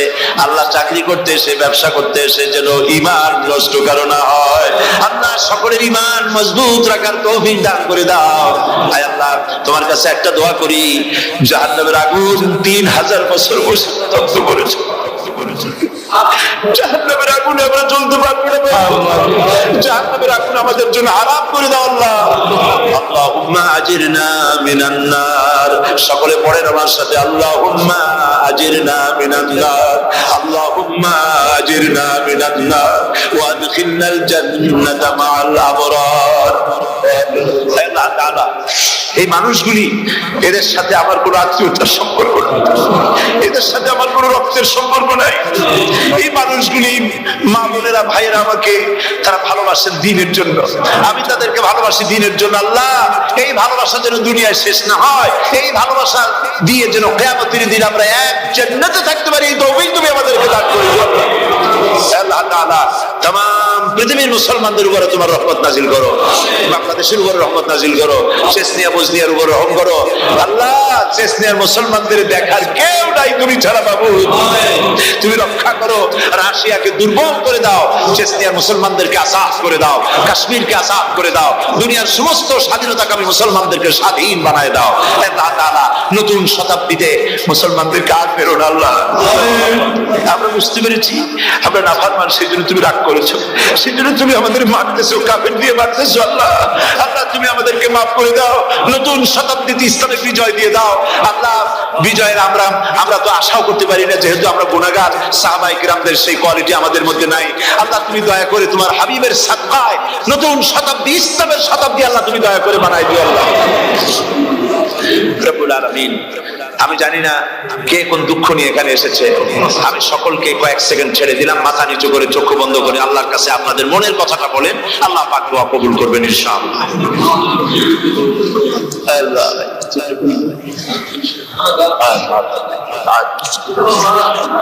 আল্লাহ তাআলা, তোমার বান্দারা বান্দিরা মনে মনে যে যা চাইলো, আল্লাহ সকলের নেক আশা তুমি পুরা করে দাও। রব্বানা তাকাব্বাল মিন্না ইন্নাকা আনতাস সামিউল আলিম ওয়া তুব আলাইনা ইন্নাকা আনতাত তাওয়াবুর রহিম।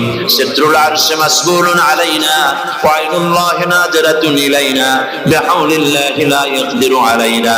আল্লাহুম্মা ইন্না নাজআলুকা ফি নুহুরিহিম ওয়া নাউযু বিকা মিন শুরুরিহিম। আল্লাহুম্মা লা মানি'a লিমা আতাইত ওয়া লা মু'তিয়া লিমা মানা'ত ওয়া লা ইয়ানফা'ু জাল জাদ্দি মিনকাল জাদ। আল্লাহুম্মা জিদনা ওয়া লা তানকুসনা ওয়া আকরিমনা ওয়া লা তুহিন্না ওয়া আতিনা ওয়া লা তাহরিমনা ওয়া আসিরনা ওয়া লা তুসির আলাইনা ওয়া আরদিনা ওয়ারদা আন্না। সুবহানা রাব্বিকা রাব্বিল ইজ্জাতি আম্মা ইয়াসিফুন ওয়া সালামুন আলাল মুরসালিন ওয়াল হামদুলিল্লাহি রাব্বিল আলামিন। ওয়াজআল আখিরা কালিমাতুন ইনদাল মাউত লা ইলাহা ইল্লাল্লাহ।